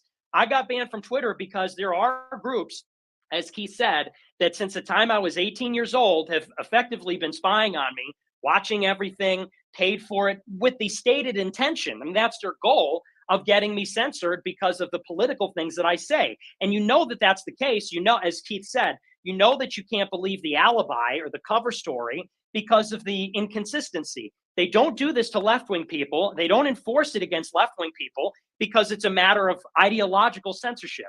If it was about the thing in itself, Hassan would be banned for posting a bomb schematic, obviously. And there are numerous other examples. Even regular conservatives can point this out. So I mean, nobody denies everything is double political. standard. So Nick, just a quick question. Nick, just a quick question, right? Can you hear me?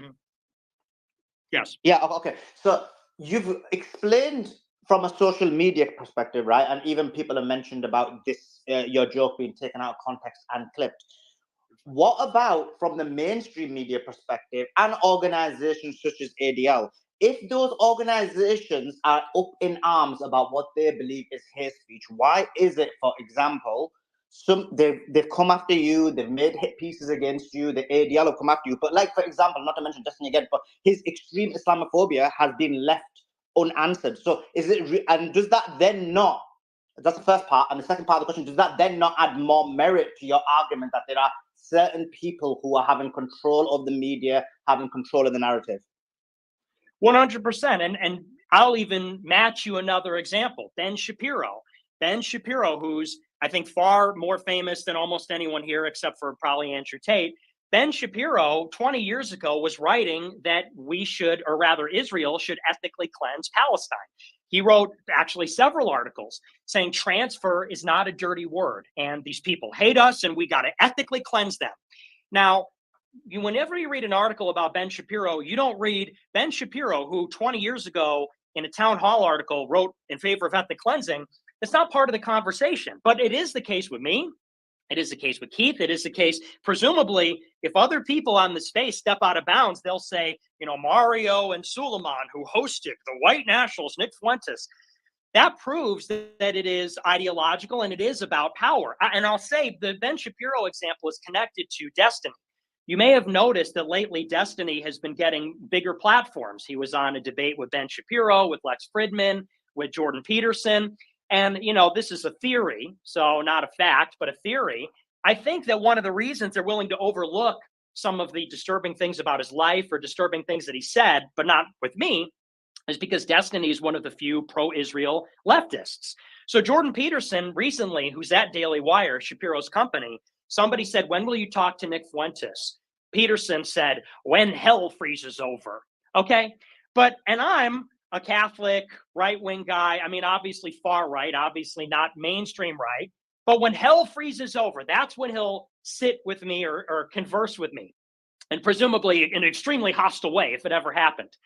When Destiny, who lives a completely, and I don't say this as a personal attack, but lives a not conservative lifestyle, to put it respectfully, with some decorum, okay, somebody who really is a fundamental liberal on the issue of transsexuals or on climate or other things, well, Jordan Peterson smiles and sits with him in a friendly manner, and it's an intense debate, but in a very friendly way. Why is it that even conservatives will platform liberals, communists, in some cases Satanists, porn stars? Trent Horn sat down with porn stars or whatever. He's a Catholic apologist. He's also Jewish. They'll sit down with porn stars. Those people are not offensive enough to a conservative to refuse their company. But I am, because I made a joke or I said something, even I'll grant you, let's say something that is completely heterodox in the conservative political space. That tells you what's going on. And as I said earlier, the contours of what is called political correctness, what explains these things, is the positions that people take on certain issues. Dave Rubin, as the last example I'll give, the last example is Dave Rubin.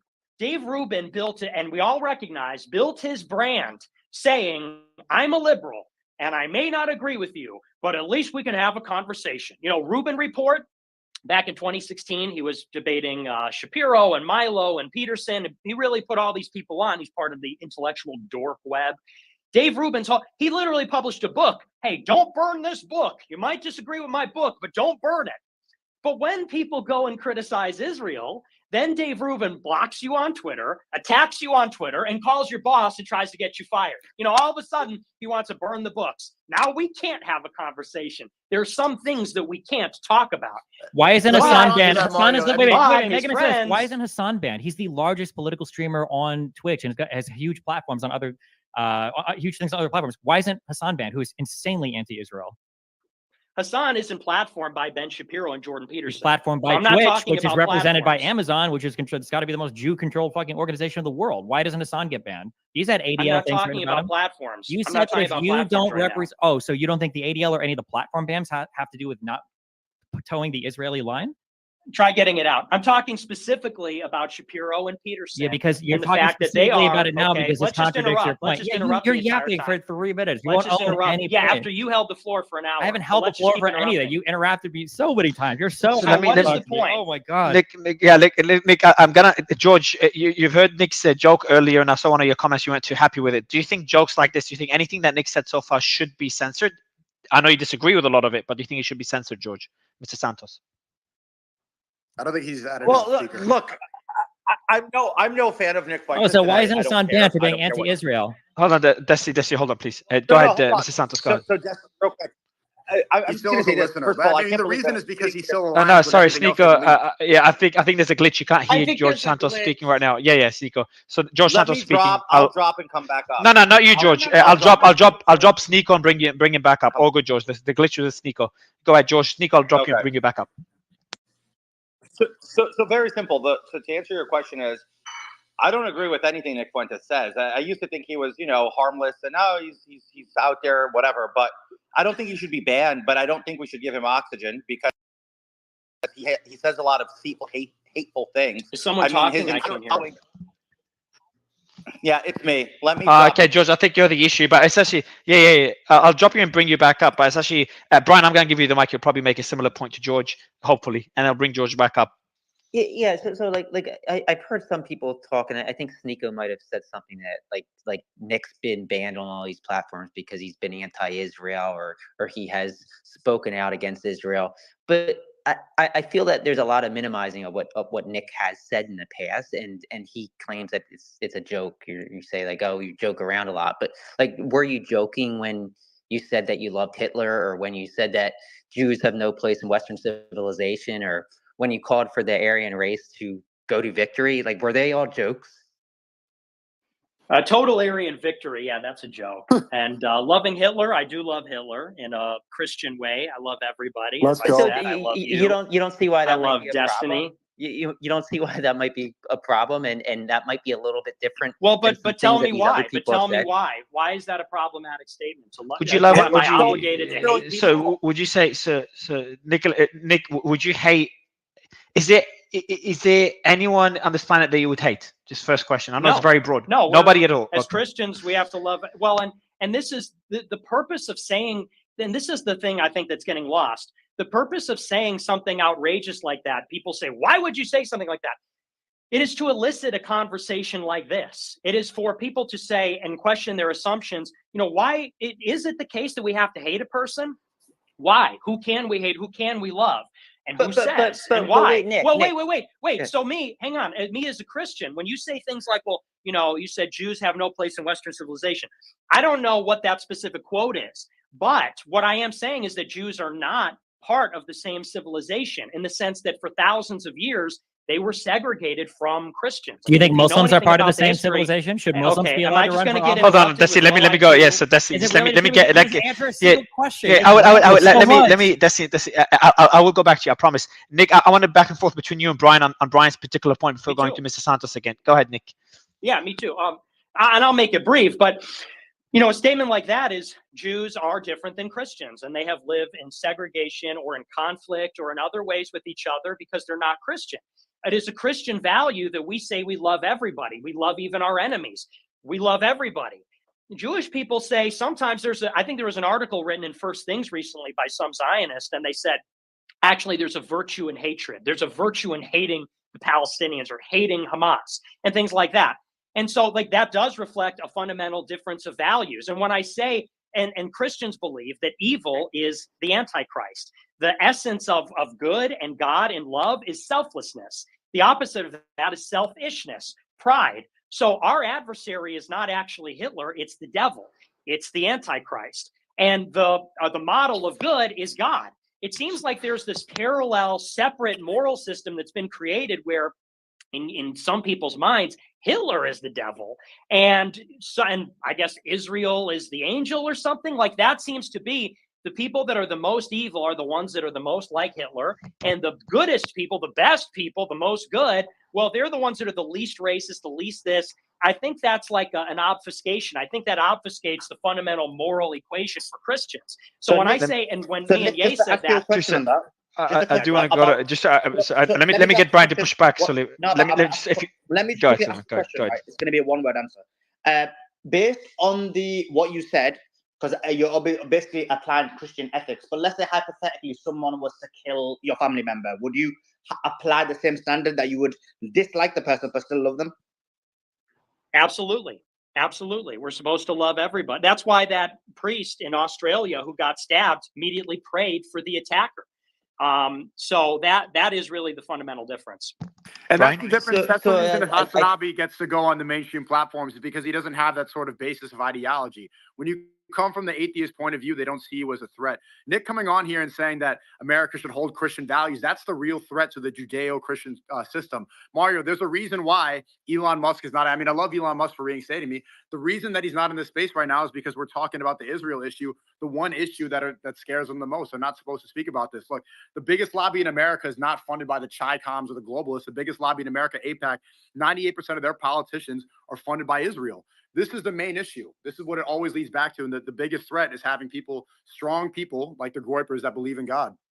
And also, I want to add this as well. Not only do they siphon off Nick's influence, but anyone that works with Are we going to get George Santos in here? Yeah. So let me get Brian. Quick point. I just want quick, please, Myron. I want to go to Brian, then Mr. Santos. I'm going to be very quick here. The thing I want to mention is that not only do they stifle Nick's influence, but they go ahead and try to stifle anyone that platforms him that isn't diametrically opposed. No, Myron is speaking. Yeah, Myron, you've got the glitch. I'll bring you down and back up, and no one can hear you on stage. You go ahead, Brian, and then we'll go to Mr. Santos. I just feel that you're trying to whitewash, no pun intended, like some of the things you've said in the past. So I'll ask you flat out. I'm Jewish. I've had family members fight in World War II, in Vietnam.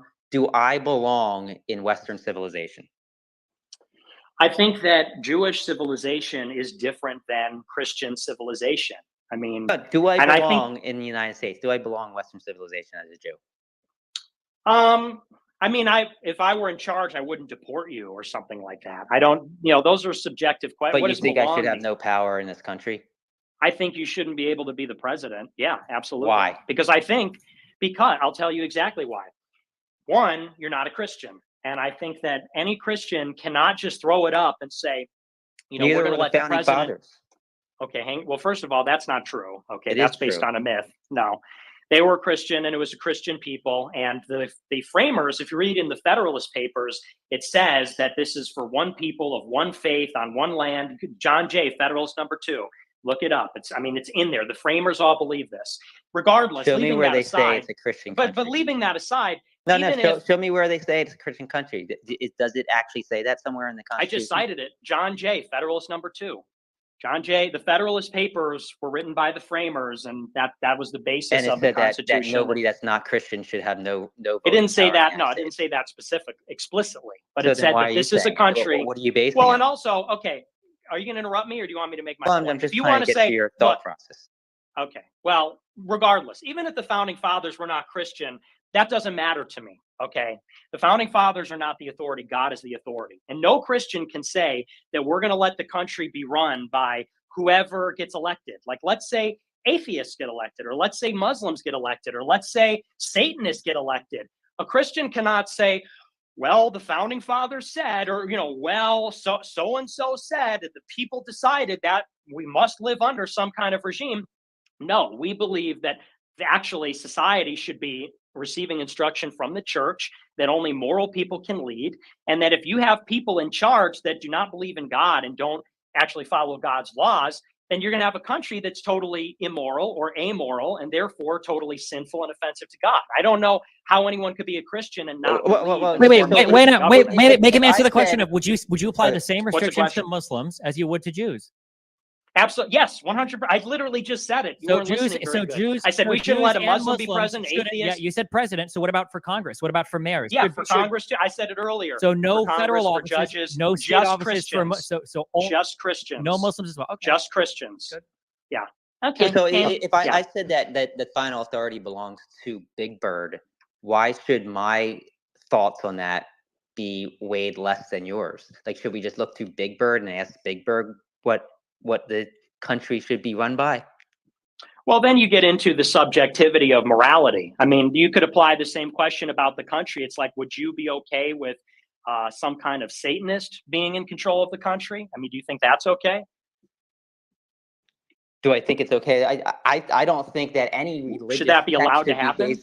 I don't think any religious text should be running the country. I think that the Constitution should determine how the country is run, not how one person thinks a God wants the country to be run. Okay, but all laws, but this is a question of morality. All laws are based on morals. Saying that it's illegal to kill is based on morals. Saying it's legal to steal is based on morals. Saying that everyone should be equal, that's a moral statement. You know, what if somebody gets elected that doesn't believe that everybody's created equal?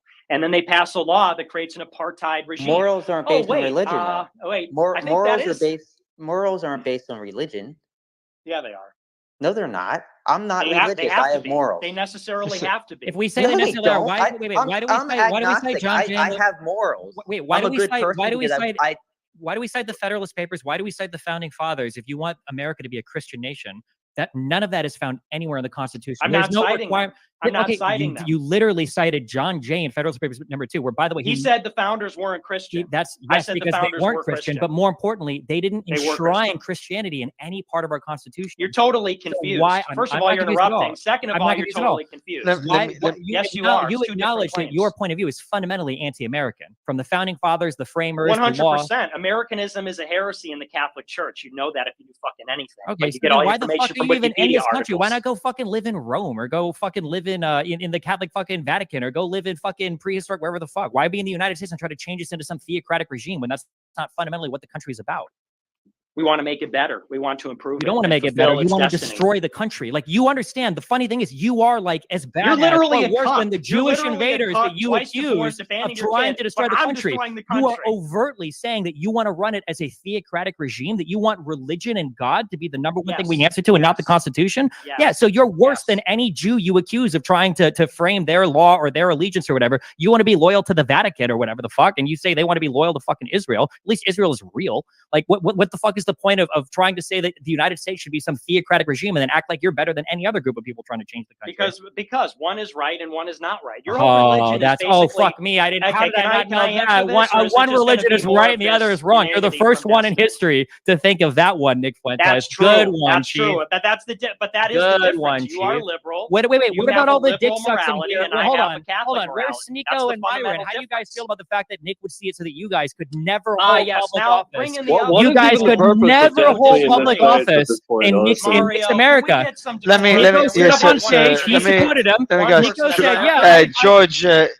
George, I know you were trying to speak earlier. I appreciate you waiting. I'll give you the mic. I think we got to the end of the back and forth.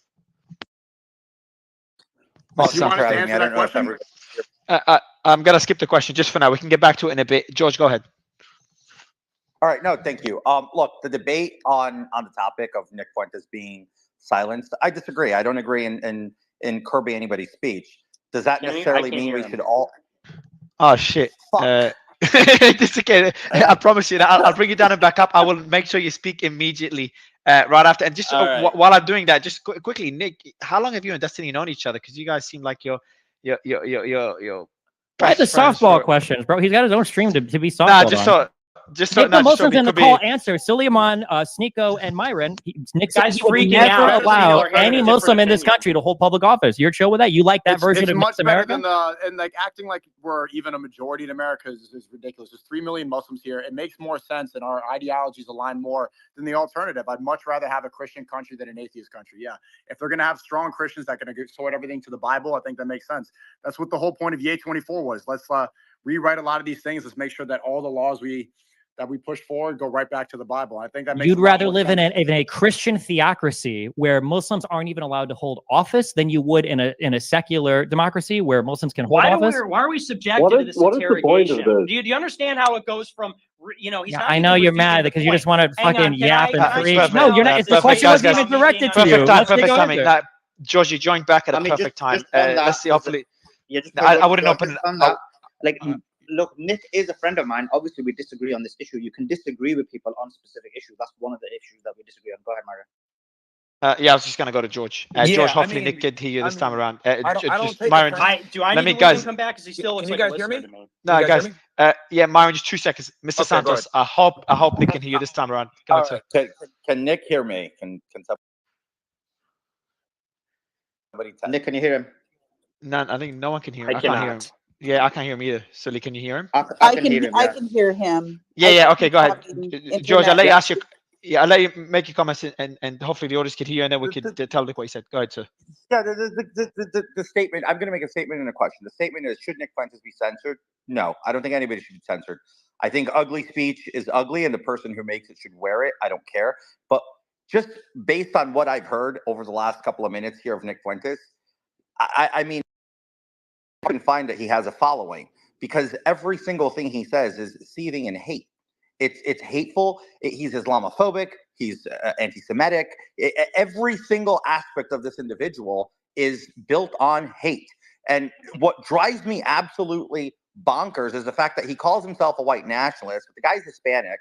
That's quite the clash of identity he has there, but which is fine. Who cares? That's his prerogative. But what I find hard to understand is the people who listen to the things he's saying and that they conform and agree. I mean, I've seen what the Groypers look like. They come in all shades and colors and religions. The fact that they can make amends with Nick Fuentes as their quote unquote leader, whether it's, you know, one of his generals being in prison to being subject to going to prison for 5 years for child pornography, whether it's him having porn on his on his computer and being exposed for it, but then denying it, and not alone just that was porn, but gay fake. porn. That was proven fake. Well, Mario, why you bring I this don't guy get- up here? Who is this guy? I can't even hear what's being Well, said. Sneako, He's bringing up the porn on the phone thing. That's like you want to proven acknowledge or fake. not, I'm somebody who at least knows how to get elected. How about that? I You're can't never hear going to it, get so. elected. Nick's never going to get elected.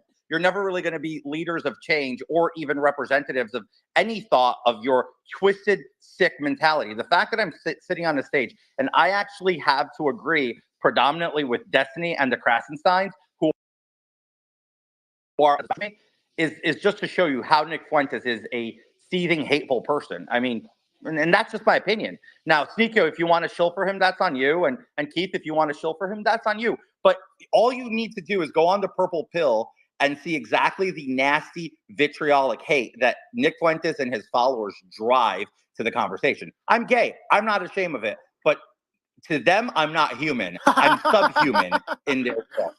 Don't worry. As long as Fuentes is in here, you're in good company. Well, you're Can I make coming a into comment the on that? face. You're Can I coming make a into the comment on that face to George? lying. Can I make a comment on that, please? Hey, George, look, man. I can't even hear what's being said, so I don't Can think you this hear is Myron? fair. So, Nick, let That's me okay, Nick. let me tell what he said because he needs to respond because there's a lot of like defamatory statements. Sully, since Nicholas can't hear, should we bring him down and back up? No, it's only George that he cannot hear. I think a couple of It's other only speakers cannot George? hear him. Yes. Yeah, go ahead, Sulaiman.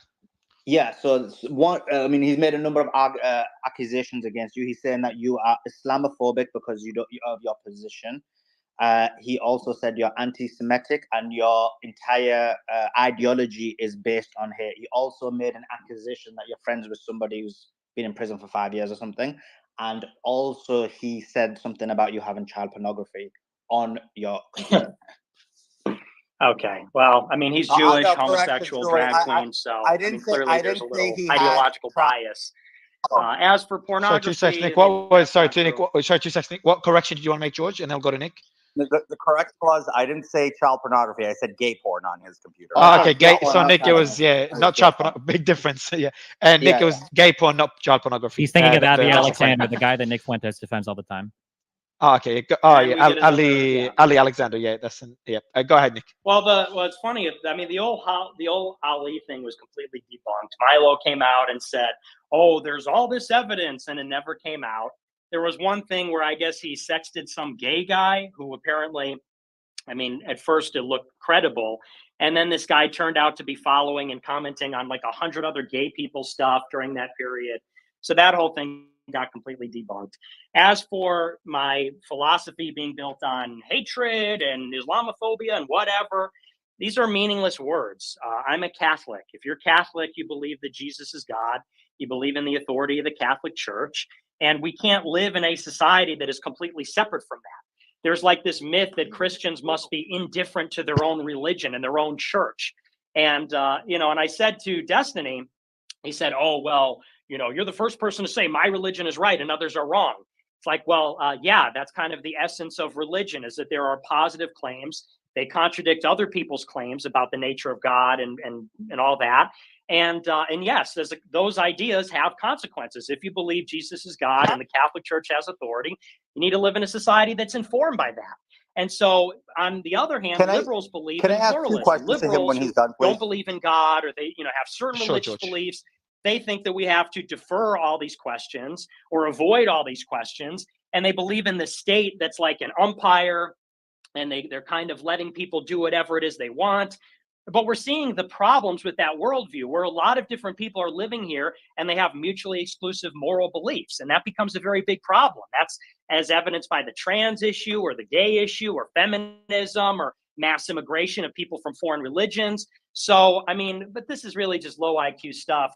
You're an anti-Semitic Islamophobe. I mean, what do these things even mean? I mean, specifically on anti-Semitism, that is the essence of a debate now about this recent law, where we're looking to the IHRA for the definition. And it says that if you believe Jews are loyal to Israel, you're anti-Semitic. It's like, okay, well, Jews, some of them are loyal to Israel, believe it or not. I know that's crazy. Under that definition, you'd be an anti-Semite. If somebody said, do you hate Jews? I would say, no, I love Jews. I love everybody. If someone said, do you hate Muslims? I'd say, no, I love Muslims. I love everybody. And I have Muslim friends on this space. Sulaiman, I count you as one of them. Myron, Sneako. I have Jewish friends like Laura Loomer and other people that are not public figures. So I mean, this is really just inane stuff. Surely we can have a higher IQ debate than you're a pornographer and you're a racist and you're an anti-Semite. This is just kind of like the same mob stupidity that you get from liberals in general. So I don't know why this guy was ever in Congress or a Republican. I don't know, frankly, why he's on the space. You got two disgusting degenerates between Destiny and George Santos. You got a gay drag queen who got ran out of office. All right, I gotta leave pretty soon. Can I do a final question? With two exploded marriages and a couple of abandoned children. So I mean, these people, in my view, just do not have credibility on these subjects. Nice. So Destiny, do you mind? I'm going to go to George for the two questions, then we'll go to yours right after. Yeah, I would prefer if we didn't, because I can't hear him, and that's not really fair. I think it's working. I think it's working now. George, you want to try one more time? Oh, yeah, sure. Can you hear me now, Nick?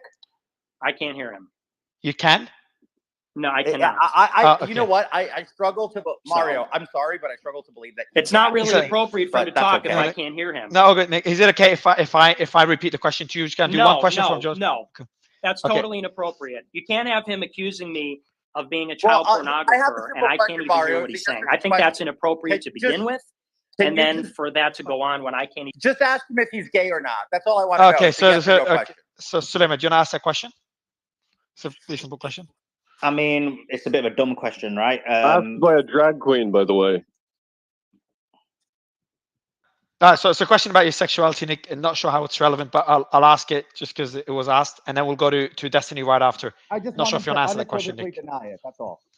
What's the question? Well, I don't want to participate in this if people are going to be talking and I can't hear them. Good. So it was a question. Other guys, I've been waiting a while. So I'm going to do this. Myron and then Destiny. So the question after you, Nick, if you want to answer it or not. So George Santos asked the question if you're gay or not, and then Myron wanted to speak, and then Destiny wanted to ask a final question.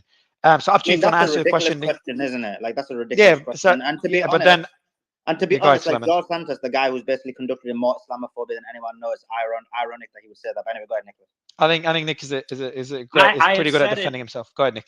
I have said it repeatedly, and I have no problem with hard questions, but I can't hear him, and these are not even legitimate questions. This is just asinine personal attacks. So I'm frankly, if this is how it's going to be, and I don't know if you're hearing me, but I'm not going to participate. No, we can hear you. You're bringing people up to call me a gay pornographer, and then I don't even hear the question. This is ridiculous. I'll suffer even a little bit of destiny, hard questions, but I can't even hear the guy. Yeah, let me go to Myron. Myron, you've been waiting for a while, and I appreciate that. Yeah, no worries, man. No worries. See, here's the thing. This is what they do with Nick, right? So I think, yeah, Myron. I think Nick just left. I'll let you mention your comments. I think it was a good debate, though. I think that last question was tough. He'll be back. Yeah, but go ahead, Myron. Yeah, so this is what they do, right? They discredit Nick by calling him a white supremacist, an extremist. He's built on hate, etc. But that's not true. 3 of the people here on this panel right now are Muslims, and he's friends with us. He's friends with Laura Loomer, who's Jewish and a Zionist. He has other Jewish friends. But they do this to disqualify his opinions and his views on things. Here's the reality. People cancel him because he talks about Jewish power in the United States and Jewish influence in American politics, which is absolutely true. That's why George Santos right now does not want to agree with him, because he understands the people that back him are Jewish lobbyists. That's the truth. America is run by AIPAC when it comes to political situations, and Nick has been critical of this for years, and they don't want him to be able to put that information out. Now, after October 7th, people are seeing the light of who really runs this fucking country from a political standpoint, and that is the truth. But they go ahead and try to say he's a white supremacist and make all these comments to disqualify the very valid points he makes. Yeah, and I do, Sully, I'll let you ping Nick if you wanted to come in, but I think we went way over time with the space anyway. Destiny, I know you had a question for Nick, but you and him went back and forth a fair bit. I want to get, final thoughts from Keith. Keith, you've been doing a lot of spaces with Nick. Your final thoughts on Nick being reinstated. And I know you were speaking earlier when we interrupted. Yeah, thanks. I know Nick dropped. I think he's actually doing a space on his own channel now if people want to continue it there. Yeah, I think what we'll do, Keith, we'll give you the final word, and then anyone that wants to be clear, Nick is the only one here that said he wanted to block Muslims from running office. So he's the most Islamic. All good. I think I'll avoid guys. I'll avoid. Okay, guys. So what I'll do, guys, what I'll do is, because Nick is not here, I just want to keep it fair. I think it was a good debate. Nick is doing his own.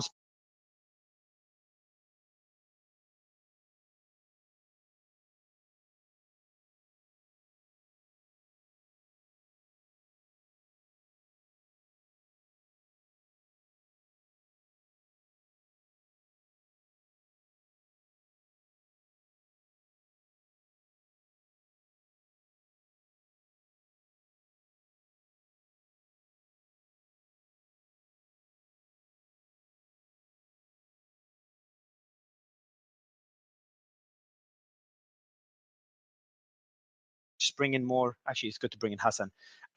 Actually, there he is. Nick is back. Nick, appreciate you coming back. Not sure if Sully, you brought Hassan. Did you want to take a question from Destiny? I think Destiny had a final question for you. For me? No, he just dropped out as well. I think it's glitching for everybody. Nick, I've got a question for you. What is your plan moving now? You've been censored on X a few times. You're censored on all other platforms. Honestly speaking, will you be more careful in what you say, not based on your beliefs, but just to avoid getting censored again and surviving more than 24, 48 hours this time around?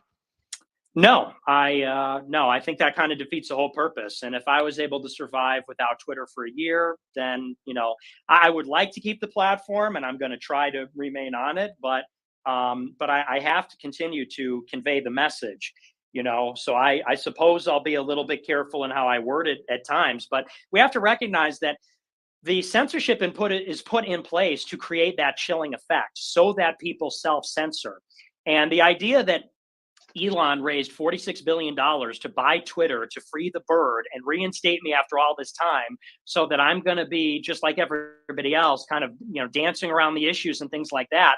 Within reason, I'm not going to say things that would obviously get me banned, but we have to be very careful of this idea that we can be co-opted.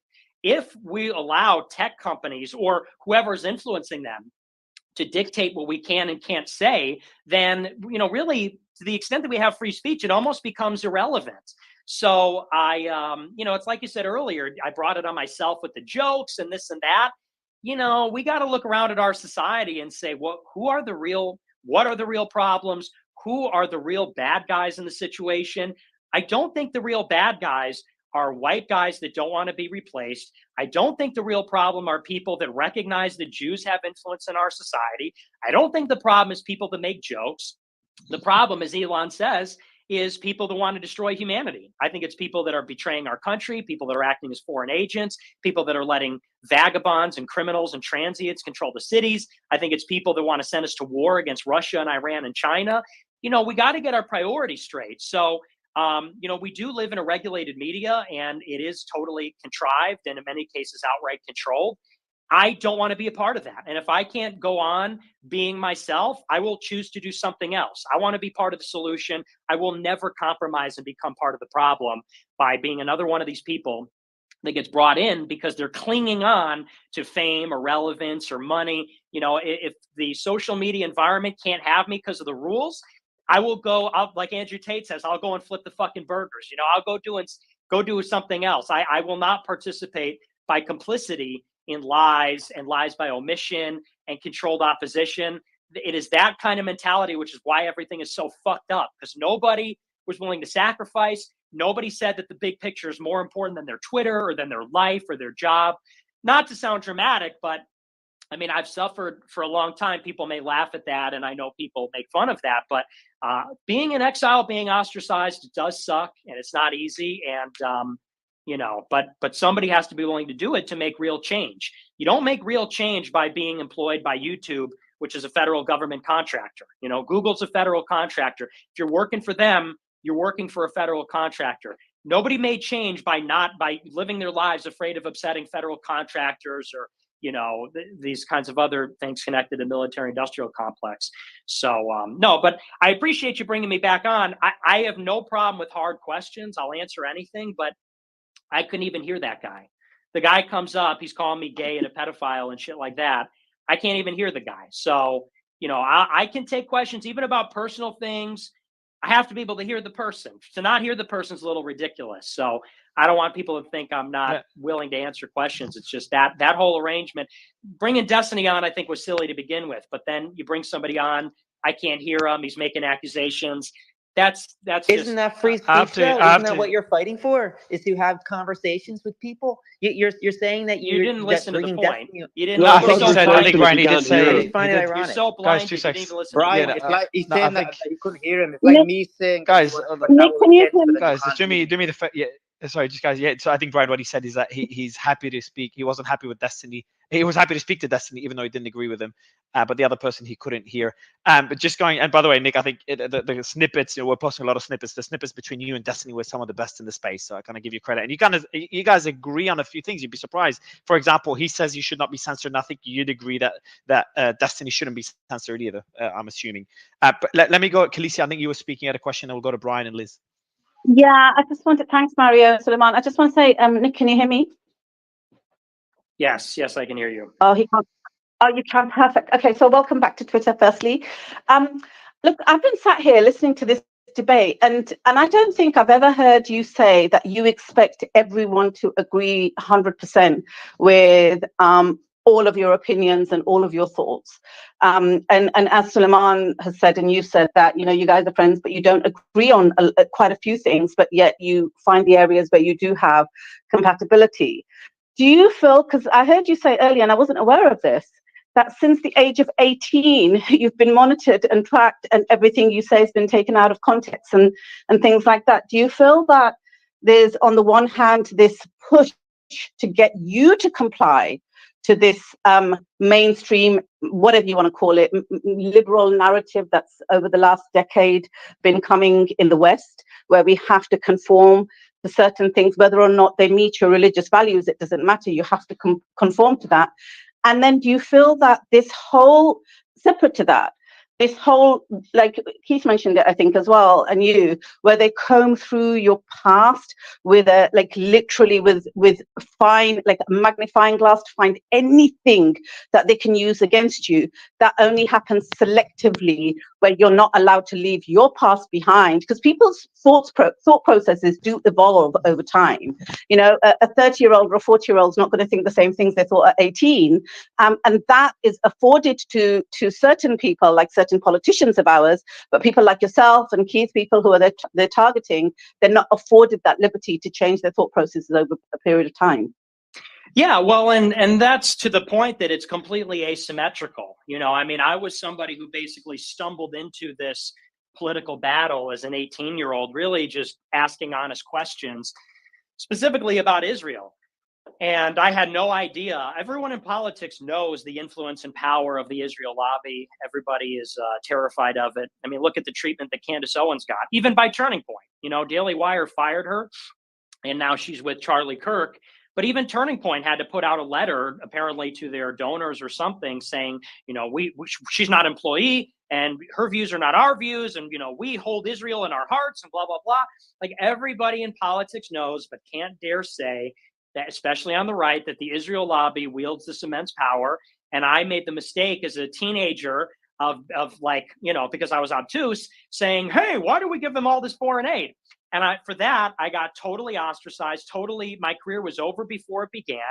And, you know, I don't want to say that I repudiate controversial things I've said, but when people see things that I say and, you know, they're things that maybe are not polite or that offend people, you have to consider that you do get agitated when people are harassing you like this, when you do get banned. And by the way, it's not a coincidence that every time I go to one of these spaces on the right or the left, or I go on any stream, it's always going to be Jewish Zionists and, you know, sometimes other people, but they're always there that are not only attacking you and calling you a racist, but then also calling you names and insulting you and interrupting you and all these things. And so I guess to your point, it's like, yeah, there's a human element where, you know, you are expected to maintain this absolute perfection. Even Keith spoke on this. The volume of content that I put out over 7 years, 5 days a week, hours every night, and there's a collection of maybe 20 statements, 20 unfortunate statements I've said that are constantly thrown in my face. It's like, what's the expectation? You know, 10 years, thousands of hours of content. You don't say 20 unfortunate things. You don't say 20 things that, you know, even if they're jokes, would sound bad on paper. So for people that throw that in my face and say, well, you deserve to be censored, or, you know, maybe that's a devil's advocate. Well, aren't you asking for it?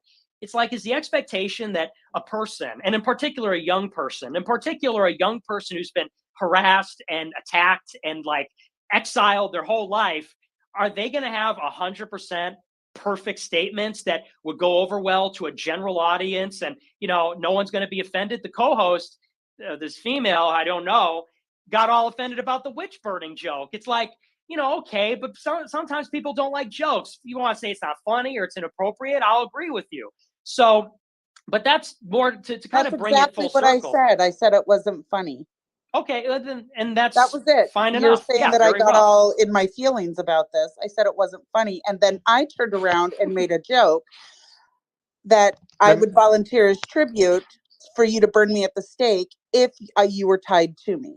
So, isn't that tit for tat? Yeah, well, and that's what I'm saying. If you want to say it's that, I'm using you as an example. I'm saying you didn't like the joke. That's fine. I mean, you say it's not funny. You didn't find it funny. That's fine. But people then take things like that and they, you know, is used on this panel. And maybe it's devil's advocate, but that's used as an example of, well, you know, you've been censored, but you did say this. And it's like I said, if you recognize it's a joke and you don't like the joke, that's different than saying he uttered the words, he's got to be banned. So, and I want to bring it full circle. That wasn't my point. I have never said. I know. And he's not making them. Yeah. Yeah, I'm saying you found it inappropriate. I'm saying that's a fine reaction. That's different than using that to cancel someone, which is what other people do.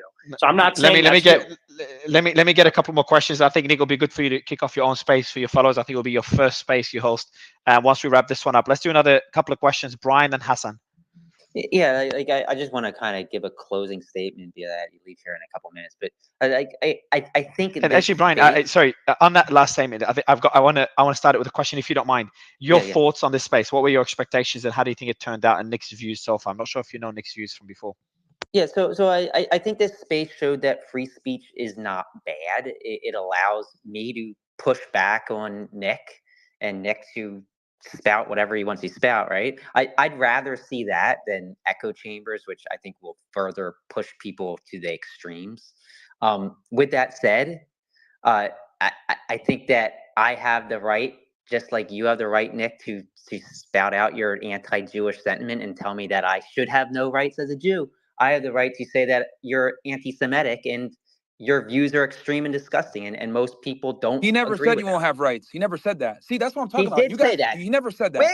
Wait. He didn't say that. He told me literally 20 minutes ago that I No, should he not didn't. have a place in Western civilization and that I should never be able to be president. That's a right. He said he loves Jewish I mean, people. when He actually said Jews 3 and times he loves Muslims, Jewish Guys, people. instead of, I think everyone. didn't know. All right, guys. Do you know that Nick is on stage, so he can tell us what he said? Nick, go ahead.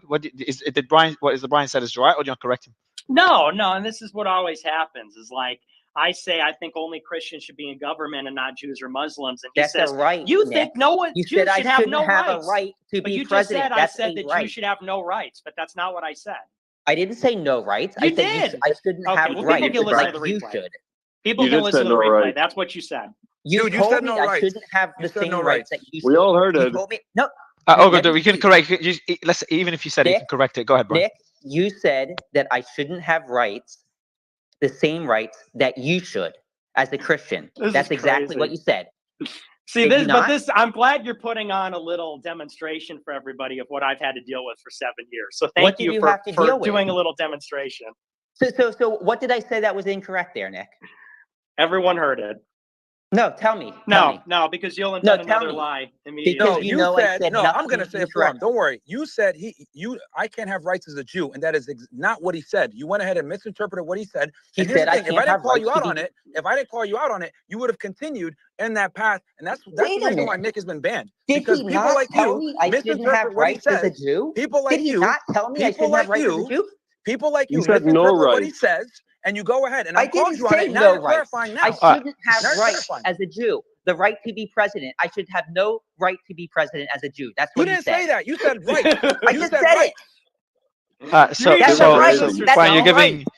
So this is the ugly side of free That's speech fine. that That's fine. it That's could fine. get out of Look, control as well. But he yeah, did say go it, ahead. but then look, even if he didn't, he's taking it back now. He's restated what he said, and he's been. But he's only restating it because I called him out, and that's what I'm trying to say. This has been going on for years with Nick, where people misinterpret what he says, and they go in a certain way until I call him out. Now he's So clarifying. you're turning it rights is on to be your me president because as a Jew. Nick didn't have the balls to admit that he Oh said I my shouldn't gosh, have certain dude. rights. This That's is what you're crazy. doing. So good.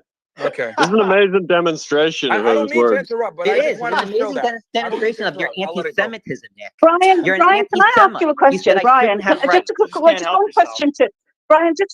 Brian, just one question. For me, like absolute free speech is really important, and this has been like a really good space in terms of everyone speaking their opinions. When Mario went to you just now and said, "Oh, Brian, jump in," your language to me was really interesting because you said, "Oh, I'm glad I've been able to have this discussion and push back on Nick when he spouts." So why is it he spouts and you push back? Why is it that you think that people don't think you spout and he's had to push back? See, that to me is really troubling because People you do take a think I position spout. of People do think I superiority, spout. even in your language.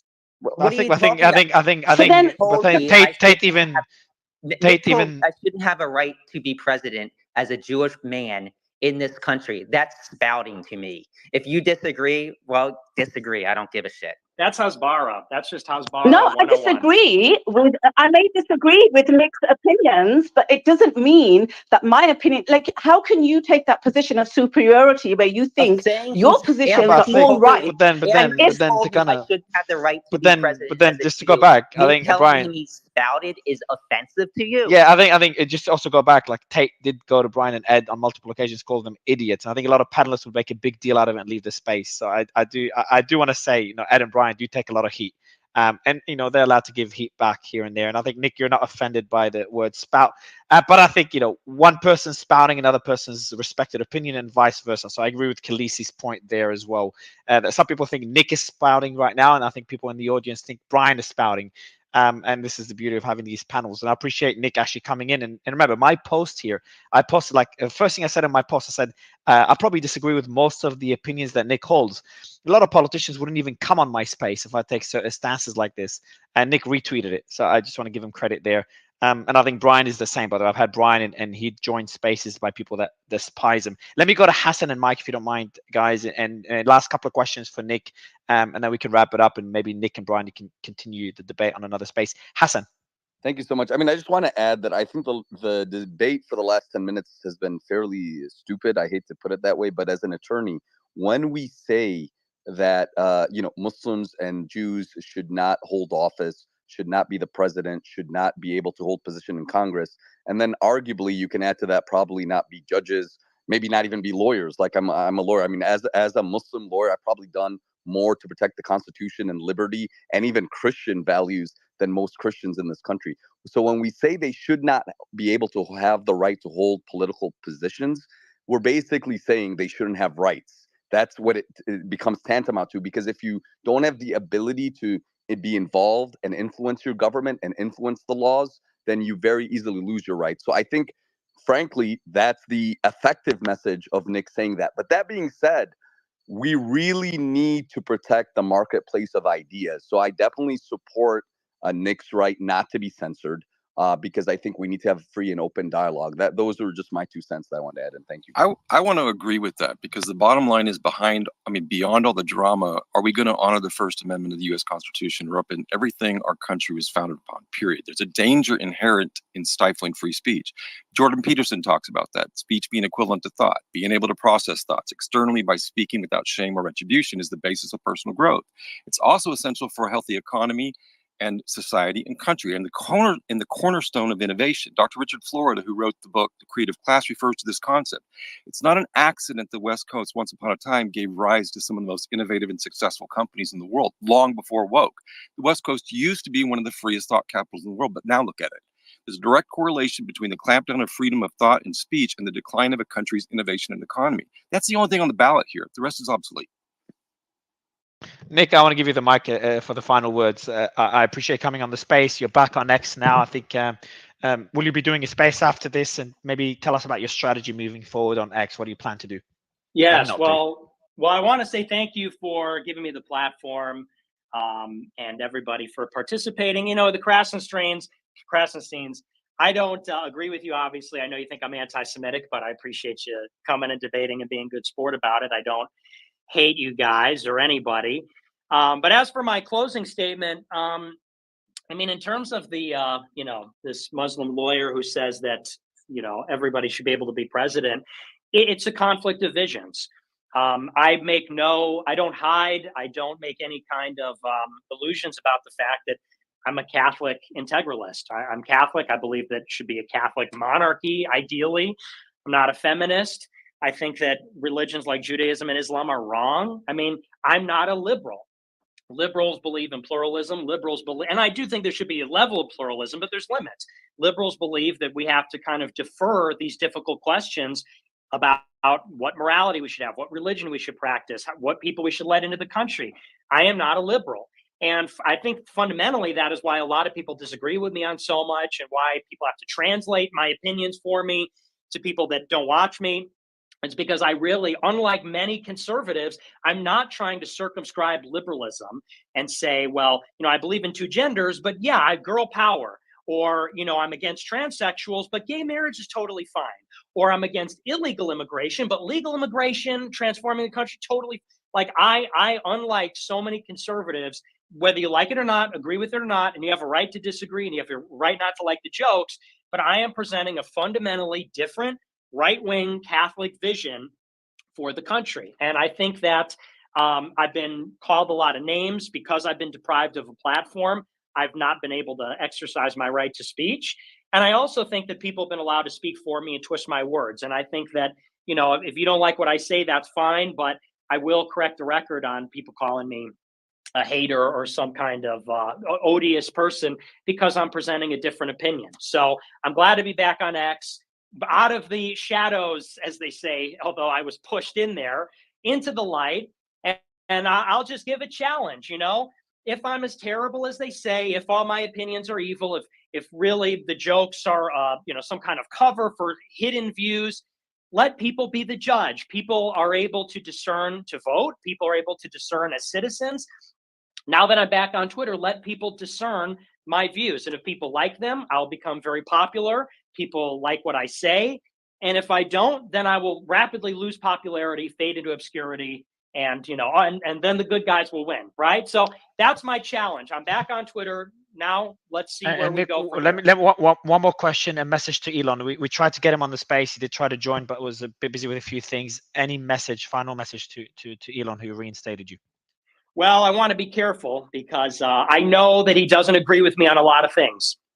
And I want to say that that's so true. People can clip it. Yeah, and I want to confirm that Elon definitely does not agree with Nick on a lot of things, which kind of shows the position that he takes. Even people he disagrees with have been unbanned. But Nick, yeah, go ahead with your message. Sorry. Yeah. So the media can clip that. Okay, I disagree with Elon on most things.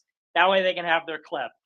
But I think it is extremely admirable, and I think it shows integrity, and I think that he is one of the greatest patriots alive, and an immigrant himself, actually. So that, credit to immigrants, I suppose, because of Elon, that he almost single-handedly has brought free speech back to the country at a time when we need it the most. And him bringing me back shows that it's not a farce.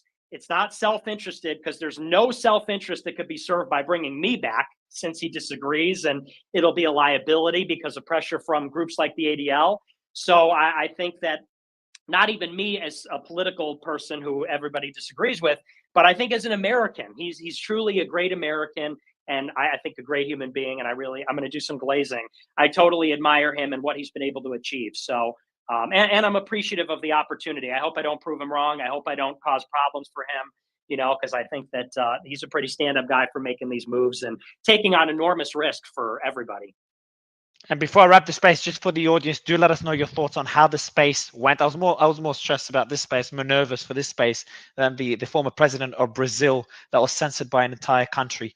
But I think it went a lot better than I expected. So I appreciate everyone for trying to keep it cordial. Nick, welcome back, and hopefully you'll last a bit longer than last time. I appreciate it, man. Thanks a lot, everyone. I appreciate the co-host for helping me moderate. Bye, everyone.